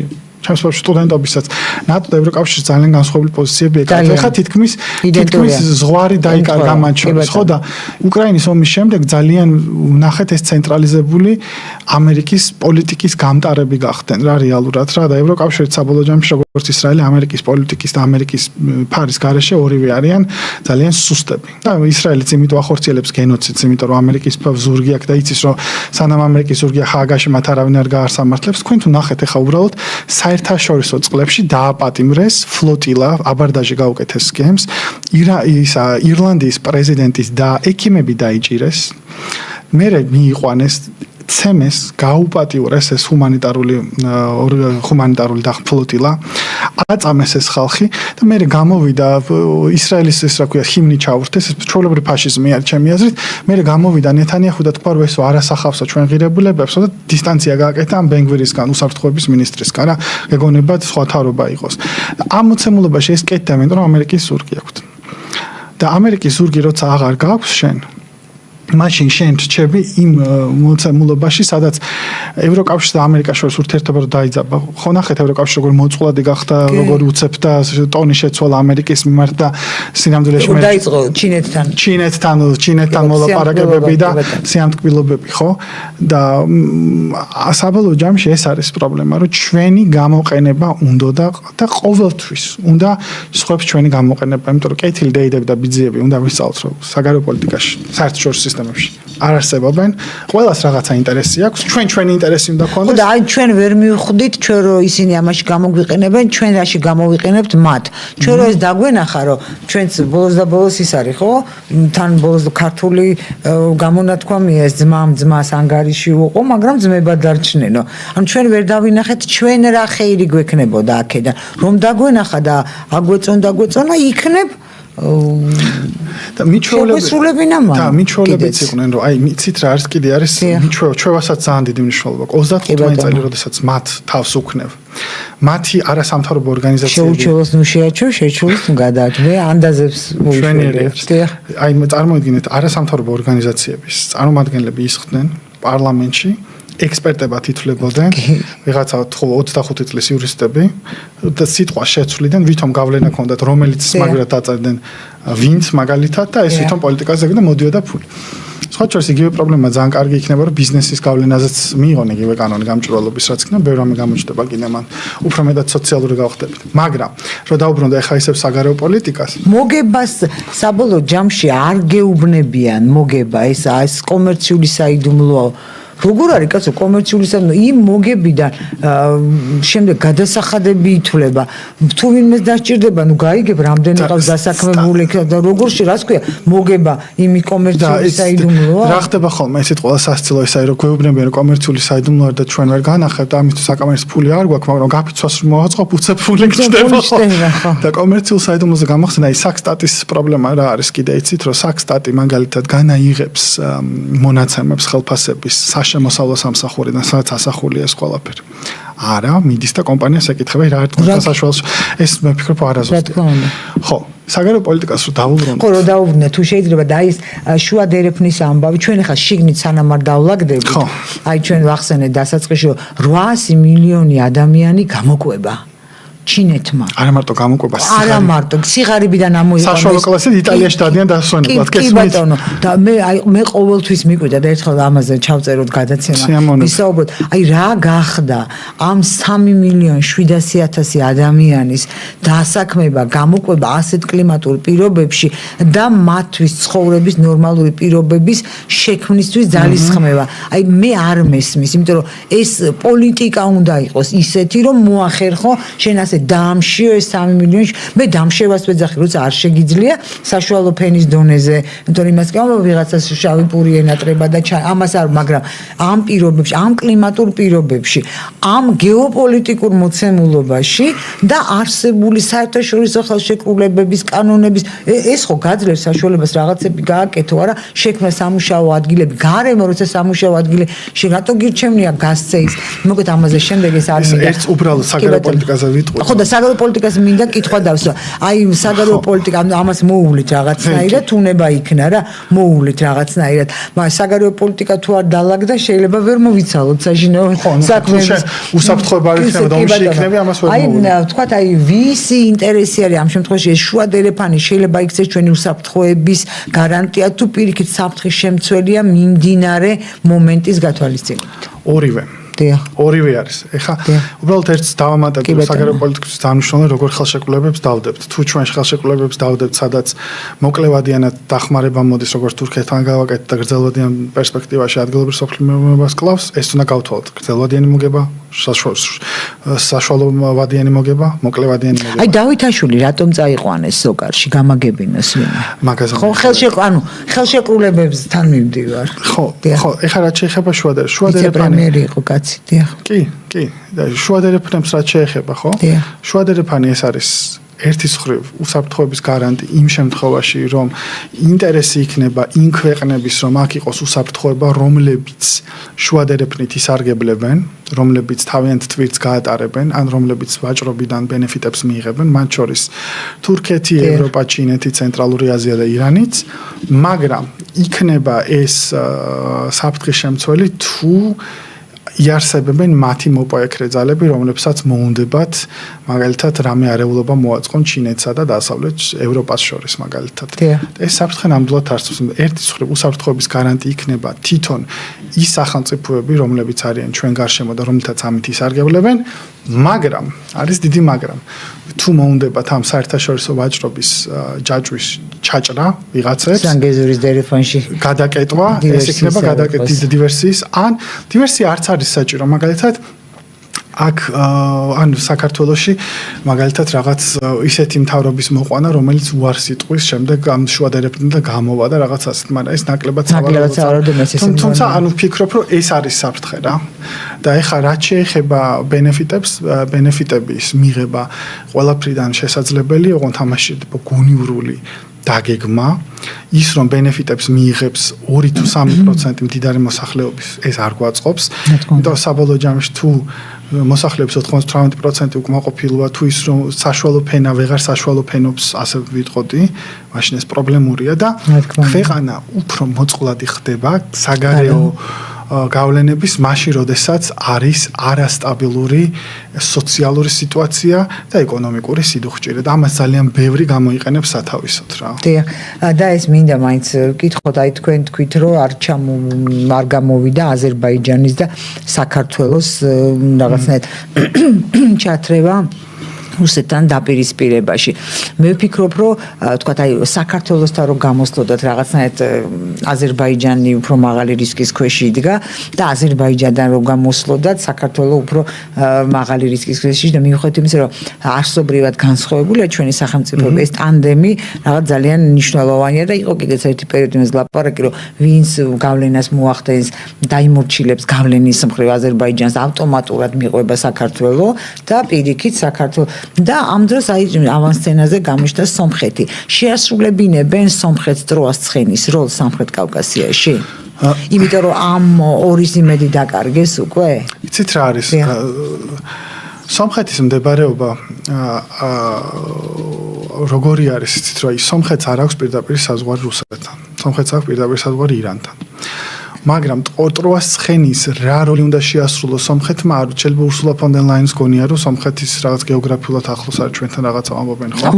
ეს ფიქრობ, რომ არის უბრალოდ პიარი, რომ სომხეთში შექმნან მოსახლეობაში განწყობა. ტროას ცხენის აი რაც არეულობა სამხრეთ კავკასიაში. სამხრეთ კავკასიაში არეულობისთვის რა შეიძლება გამოიწვიონ, რომ ერთადერთი რუსეთს სომხეთში მოხდეს, არა ხო? აი რუსეთის ბაზების და მე ეს თქვა ჩვენზე გავწევთ სცენარებს. სომხეთის ინტერესებში რამდენად შედის, რომ ის იქნას დამარტოხელებული შემდეგ არ შედის აზერბაიჯანსა და თურქეთს შორის. ფიქრობ, რომ არ შედის, მაგრამ ბევრი რამ არ შედის სომხეთის ინტერესებში, მაგრამ ჩვენს ინტერესებში ეგრე არ შედიოდა ბევრი რამ. ხო, მაგრამ ჩვენ ხედავთ, რომ მე არ მესმის რაც უნდა ის იყოს მიუღებელ საქციელს ჩადიოდეს სომეხთა სრულიად სომეხთა კათოლიკოსი. ის კამპანია, რა კამპანიაც აგორდა, ხო არის არა ეს ხო ვნებს სომხეთის ეკლესიას და შენ მე ესე ვფიქრობ პოლიტიკოსი ხომ და განსაზღვრო ამ შემთხვევაში თქმა უფრო ვნებს თუ გაჩუმება უფრო ვნებს და თქვა სხვა პლასში ამ პრობლემის გადაჭრა და ამდენად მე ვფიქრობ რომ შეიძლება ამ ტალღაზე ფაშინიანი წავიდეს ამ რისკზე 2008 წელს ხომ დააჯერა ვიღაცამ საქართველოს ხელისუფლება რომ რუსები სამშვიდობო რო იდგნენ არ უპასუხებდნენ და მათ გაატარეს არის ამის ხელს დაუქნეს ჩვენებმა იმათაც და ჩვენები მოაქციეს ალყაში უბრალოდ ვიღაცამ ხო დააჯერა ეს მიხეილ სააკაშვილი და მისი ხელისუფლება რატო ვერ დააჯერებს ის ვიღაცა ფაშინიანს და მის ხელისუფლებას ფაშინიანს და მის ხელისუფლებას ხა სომხეთში სომხური ეკლესიის წინააღმდეგ რაც ხდება კამპანიები იგივე კამპანიები ჩვენთანაც იყო უბრალოდ საბოლოო ჯამში მე მიხვდა სააკაშვილს ჯობია რომ პირიქით ეკლესიასთან მეგობრობა სათავისოდ გამოეყენებინა და ხშირ შემთხვევაში ჩდებოდა საპატრიარქოსთან კადრებში რაღაცა. ხა იქ მუქარები და რა დაპირისპირება იყო ეს ყველამ კარგად ვიცით, თუმცა კი ვიცით, მაგრამ ესეთი კი იყო სიბინძურე, მაგრამ საერო ხელისუფლების მხრიდან არ ყოფილა ესეთი სიბინძურე. შიგნით ამაზე დიდი სიბინძურე იყო რაც იკადრეს სასულიერო ხო, მაგრამ რა არის რომ ბევრ რამე ალბათ ისწავლეს და ფიქრეს რომ საბოლოო ჯამში თუ საქართველოში არ გამოვიდა ჯობია ეხა დავასუსტოთო ხო ეს ინსტიტუცია სომხეთისთვის. ნახოთ ეს როგორ დამთავრდება, იმიტომ რომ ორ კვირაში არის ქალბატონინო სომხეთში არჩევნები და ნახოთ ნახე კიდე კადრები სადაც სომხეთის მოქმედი პრემიერ-მინისტრი ოპოზიციურად განწყობილ ქალბატონს ამორჩეულს რასაც თქვი ეჭხუბებოდა ეზოში და გამოიმშტერდნით კი ეს როგორ არ ვიცი სომხების გადასაწყვეტი არის მაგრამ ნუ რისკი იმისა რომ მათ კონდეთ რამე პირდაპირ სამხედრო კონფრონტაცია რუსეთთან ძალიან დაბალი იმიტომ რომ საზღვარი არ არის მაგრამ ბაზები ყავს იქ ბაზები რას გააკეთებენ მივლენ და გადააგდებენ მთავრობას და თავიანთ კაცს დასვამენ ხო მაგასამ ის რო ტერიტორიული ოკუპაცია მოხდინოს ეჭვმებადება ხარ რუსეთმა მაგრამ ჩვენ ვნახეთ ძალიან დიდი ნაპერწკალი არ შეიძლება საფრთხის შემცველი განცხადებები რომ მათ ეკონომიკურად დაასანქცირებენ და რაღაც თვითონ ეთნიკურად ეთნიკურად სომეხმა მარგარიტა სიმონიანმა ისეთი კაცრი განცხადებები გააკეთა სომხეთმა რუსეთს უმადო სასწაულებს ამბობს ხოლმე ხო მე აღარ მწყინ საქართველოს რამე სომხეთზე ამბობს ისეთებს რომ ხო და ნუ წარმოგიდგენიათ ეხა ხო და ნუ რა ნაპერწკალი შეიძლება გააკეთდეს სომხეთი იმისათვის რომ აი რუსეთს მე ვფიქრობ რუსეთს უფრო ნაკლებად აწყობს უკრაინასთან ომის პერიოდში საქმეც ის არის არ არის რუსეთის ინტერესი ხო მაგრამ იქნება ეს არის დასავლეთის გარკვეული ძალების ინტერესი დასავლეთის გარკვეული ძალების ინტერესია მაგრამ ამ შემთხვევაში საფრთხე იმისა რომ რუსეთს რამეს გაუბუჭებენ სომხეთით არის ნაკლები იმიტომ რომ სომხეთს უფრო ნაკლები გეოპოლიტიკური მნიშვნელობა აქვს ამ შემთხვევაში ვიდრე საქართველოს და განსაკუთრებით აზერბაიჯანს რომ აზერბაიჯანი ორივეს ესაზღვრება თან რესურსები აქვს ხო და აქედან გამომდინარე რადგან ევროკავშირს სხვა არჩევანი აღარ დარჩა საქართველოსთან არაფერი გამოვიდა ბაქოსთან არაფერი არ გამოვიდა მიადგენ ერევანს უბრალოდ სხვა არჩევანი აღარ დარჩა და ცდილობს რაღაცა იჩხერკედალავს და იცით რა არის რომ ჩვენ თუ დავუკვირდებით და დავიწყებთ იმის ძიებას რომ რამდენიმენად რაციონალურად მოქმედებს დღევანდელ დღეს დასავლეთი მე ხშირ შემთხვევაში სამწუხაროდ დასავლეთის ლიდერების ამ თაობის ეხა ვინც არიან ლიდერშიპში ხო სხვა ქვეყნებში ცოტა კარგავ ხოლმე მათზე შთაბეჭდილებას რომ ისინი არიან რაციონალური აქტორები მე ვფიქრობ რომ ისინი არიან რაღაც აღადგინებული აქტორები რომლებიც რეალობას საკმაოდ კარგად ვერ აღიქვამენ მაგალითად ეს იქნება რუსეთთან ომი მაგალითად კაია კალასი რომელიც გამოდის და ბოდიშ და ხან რა გონება ხან რა სისულელეს ამბობს ხან რა პირდაპირ ვიტყვი ამას რომ ჩინეთი და რუსეთი რა შუაშია ფაშიზმის დამარცხებაში და მე ტვიტერზე იმდენი ადამიანი გამოეხმარა იმართლები ხარ წიგნები უნდა წავიკითხო მაშინა და შენ როდესაც ევროკავშირის ჯერ ესტონეთის პრემიერი იყო რომელიც ქმარიც გადასარევად ვაჭრობს რუსეთთან ჯერ პრემიერი ვაჭრობს აღარ ვივაჭრებო ხო დადო პირობა პირობის დადება ერთია ჩემ ქმარი რასაკეთებდა მე არ ვიცოდიო ხო და აი ამ მოცემულობაში ეს ხალხი ჯერ ესეთ განცხადებებს რო აკეთებს მე ის რომ მეორე მსოფლიო ომზე ესეთი განათლება აქვს მე ის რომ ადამიანი არის საგარეო წარმომადგენელი ევროკავშირის, ხო და ანუ ესეთ განცხადებებს ამს უფრო მეტი უნდა წავიკითხო მეორე მსოფლიო ომზე გამოდის, ხო?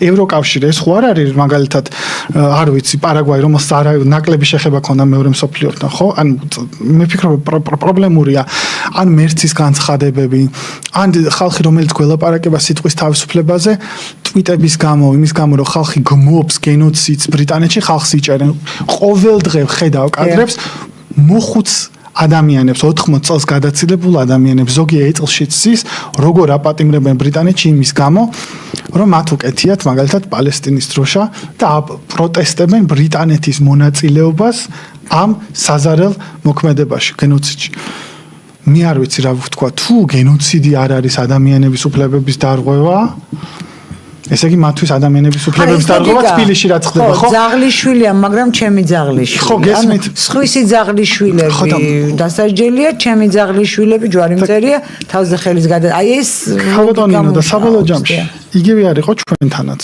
ჩვენთანაც იგივე იყო. 2008 წელს 2008 წელს კი სააკაშვილის ხელისუფლება იყო დემოკრატიის შუქურა. კი ბატონო. მაშინ როდესაც აბსოლუტურად უზურპირებული იყო ყველა ინსტიტუცია და ყველა მედია და სიტყვის თავისუფლება არ არსებობდა და სტუდენტების ის იყო ერთობლიობა. მე ვყავდა ცენზორი, იცით?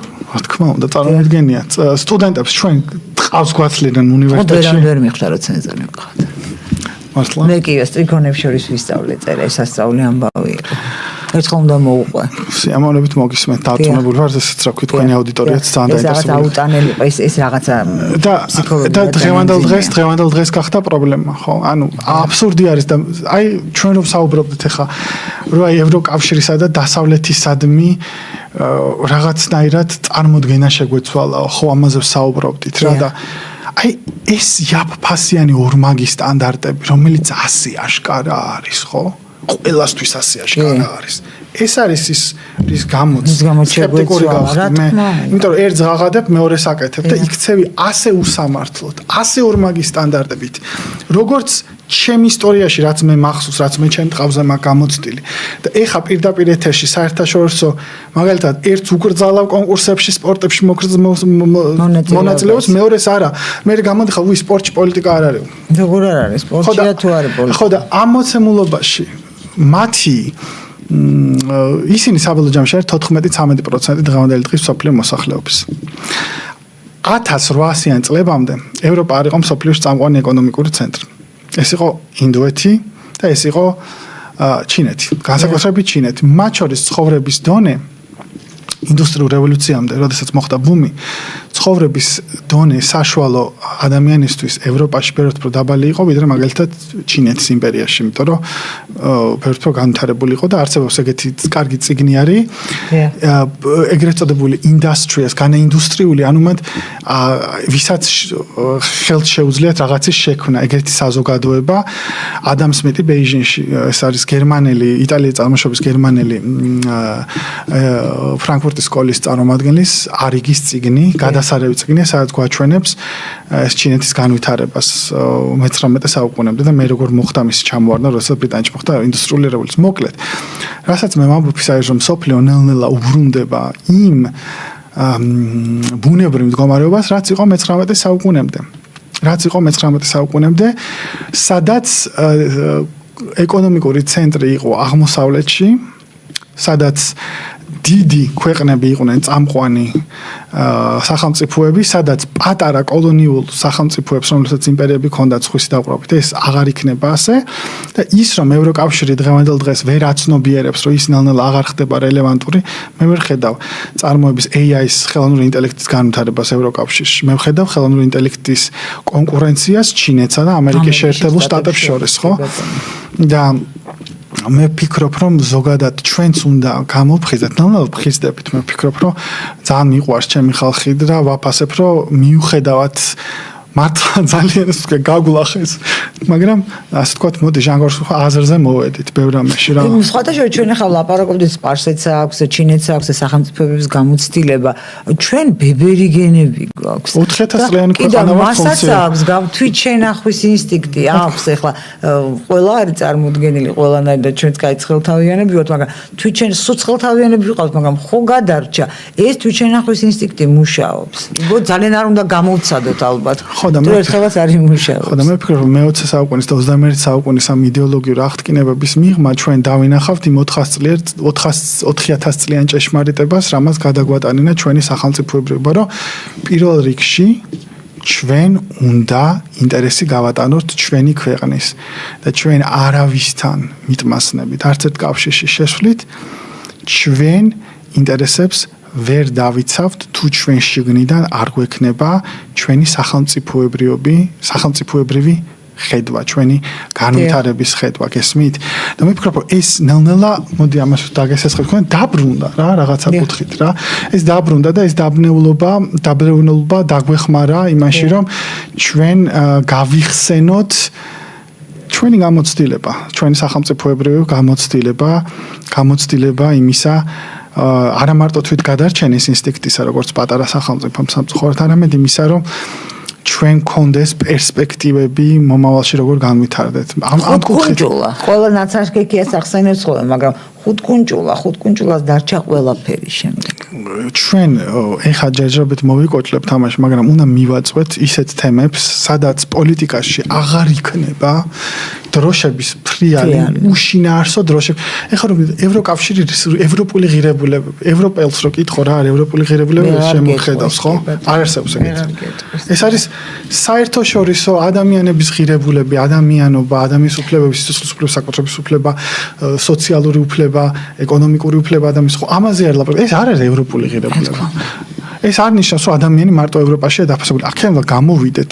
იქ თუ არის დაფასებული, ჩვენ ხო ჩვენი ქვეყანა უნდა განვავითაროთ. ამაზე უნდა ვიყოთ ორიენტირებული, არა და ეს უნდა იყოს ჩვენთვის თავარი. ამის თქმა მინდოდა რა. დიახ, რა თქმა უნდა, ბუნებრივია და იქ სხვათა შორის აი ევროპული ღირებულება თითქოს ამას არ აქვს კავშირი, მაგრამ აქვს. ჩემი შვილი იყო პატარა, თქვენ ჩემი შვილს ასაკის ხართ. პატარა და მახსოვს რაღაცა სერიალი გადიოდა საბავშვო, ის რომ პატარა იყო და უცებ დავინახე ანჟუს პრინცი იყო, ფერადკანიანი. ხა მე რეაქცია მქონდა. მაგრამ მაშინ იყო ჩემს გასაგები ეს იდეოლოგია, ნუ განა იმიტომ რომ ფერადკანიანში რამე პრობლემა, ანჟუს პრინცი ვერაფრით ვერ იქნებოდა ფერადკანიანი, ხო? იმ დროს გამორჩა. ეხა თქვა ჩვენ მივედით ჰოლივუდში აი ეს მშვენიერი ელენა ფერადკანიანი მსახიობი ითამაშებს თურმე. ანუ როგორი აი რაღაცა ის მითი არის რაღაც დროას ცხენი ვახსენეთ და ის მითი არის ესეც არის ევროპული ღირებულება ხო რასაც დაეყოთ ანუ თვითონაც არიციან უკვე რა არის ევროპული ღირებულება არის რომ მათ იმდენი საშინელება გაუკეთეს ამ ფერადკანიან ადამიანებს ისინი ხარკს იხდიან ხარკს კი არის ხარკს არის იმიტომ რომ ეს ინგლისურად შეიძლება რაღაც თქვა კი ბატონო მე თარგმნით ოღონდ ესეთი კორნელ ვესტი არის ამერიკელი შავკანიანი ეგრეთ მოღვაწე რომელიც ასე ვთქვათ სამოქალაქო უფლებებისთვის იბრძოდა ამ შავკანებს და ობამაზე თქვა რომ ჩვენო ძალიან გვიყვარსო სიმბოლურიო ვიღაცასო შავკანიანს სადღაც თანამდებობას მივცემთო ან მაგალითად ჰოლივუდში მივცემთო სახელმწიფოში მივცემთო მაგალითად ჰოლივუდში რაღაცა როლსო მაგრამ საბოლოო ჯამში ეს ჩვენთვისო სეგრეგაციის შემდეგ იმ პოლიტიკას ეკონომიკო-სოციალურ პოლიტიკას რაც ჩვენ გვაქვს არ ეხმარება ეს რაღაც თქვა black faces and high places did not really help us ანუ შავი სახეები მაღალ თანამდებობაზე არ დაგვეხმარაო საბოლოო ჯამში ხო იქიდან გამომდინარე რომ თუ ამას არ მოყვება შესაბამის შინაარსი ეს სიმბოლური დატვირთვა საბოლოო ჯამში ხალხში კი არ ეს ლიბერალური მიდგომა საბოლოო ჯამში რას ვამბობ ხა ინტეგრაციას არ უწყობს ხელს და არც იმათ არა და პირიქით აძლიერებს ნეოფაშისტურ ძალებს რომლებიც დაინახავენ შავი როგორ თამაშობს ამას და რაღაც რადიკალური მეებს მიცემს რა ამას რა და საბოლოო ჯამში ეს არის იდენტობის პოლიტიკა რომელიც დაძაბულობას გადაიტანს მერე კულტურულ დაპირისპირებას და ის სოციო-ეკონომიკური დაპირისპირება უკან დარჩება რაც თვითონ ამათმა დააშავეს და ჩემი აზრით შეიძლება ეს გათვლაც არის რომ მუდმივად იყოს თემები იდენტობის პოლიტიკაზე მაგრამ საბოლოო ჯამში არანაირი პრობლემები არ მოგვარდეს იმიტომ რომ ხელშესახებ საჭიროებებზე არასდროს არ მოხდება კონცენტრება და არც ხდება და ჩვენთანაც სამწუხაროდ ხშირ შემთხვევაში იგივე დაპირისპირება მიმდინარეობდა, ოღონდ სხვანაირი კუთხით იდენტობაზე არ ვფიქრობ, რაღაც ევროპული იდენტობას თუ შენ აკრიტიკებ, ან თუ შენ მაგალითად ხა მე და თქვენ რომ დავსხდეთ და ეს ლოგიკური, რაციონალური შეკითხვები გავაკეთოთ და ანალიზი დავდოთ, ავტომატურად მოგვაწეპებენ, რომ ესე იგი ავტომატურად პრორუსები, ანტიევროპელები. ჩვენ უბრალოდ ჩვენი გამოცდილებიდან უყურებთ, ხალხ გაიხედეთ, გამოიხედეთ რა ხდება, ხო? არავინ მე ხა ეჭვმივარება არც თქვენ და არც მე ჩვენ ჩვენ არ ვხედავთ აქ და ვაიმე რა კარგია ცხოვრება კრემლში რუსეთთან. ხო საერთოდ ხო ჩვენ უბრალოდ ვამბობთ ჩვენ რა უნდა გავაკეთოთ იმისთვის რომ ქვეყანა შევინარჩუნოთ და დავრჩეთ ხო საბოლოო ჯამში არც იმის ზალა გვაქვს რომ რაღაც სამხედრო ძალებით დავიბრუნოთ ჩვენი ოკუპირებული ტერიტორიები მაგრამ არც იმის ძალა არ გვაქვს სამწუხაროდ რომ ნატოში შევიდეთ და ნატომ დაგვიფაროს ხო არ გვიღებენ უბრალოდ რამდენი რამე გავაკეთეთ ხო აქედან ყველაზე კარგი გამომდინარე ყველაზე კარგი რაც ჩვენ უნდა გავაკეთოთ არის რომ საერთაშორისო კონფლიქტებში ცხელი თავით აღარ შევარდეთ არავინ არ გავაღიზიანოთ ვითანამშრომლოთ ჩვენ მეზობლებთან სადამდე შეგვიძლია ოღონდ მეტნაკლებად ყოველთვის ქართული ინტერესები უნდა ედგეს პირველ რიგში და ამ მოცემულობებში ვიზრუნოთ ჩვენი ქვეყნის სოციოეკონომიკურ განვითარებაზე. აი აქეთ უნდა წავიდეთ რა. არ ვიყვიროთ ხმამაღლა ჩვენი საქმე ვაკეთოთ. ჩვენი საქმე გავაკეთოთ. კი ბატონო, ძალიან დიდი მადლობა. ბატონო რეზო, ძალიან დიდი მადლობა. ჩვენს მაყურებელსა და მსმენელს მე შეგახსენებთ რომ პოლიტიკა, საზოგადოება, ეკონომიკა, ანალიტიკა, საექსპერტო აზრი, უცხოეთის სიახლეები. ექსკლუზიურად ჯორჯიან.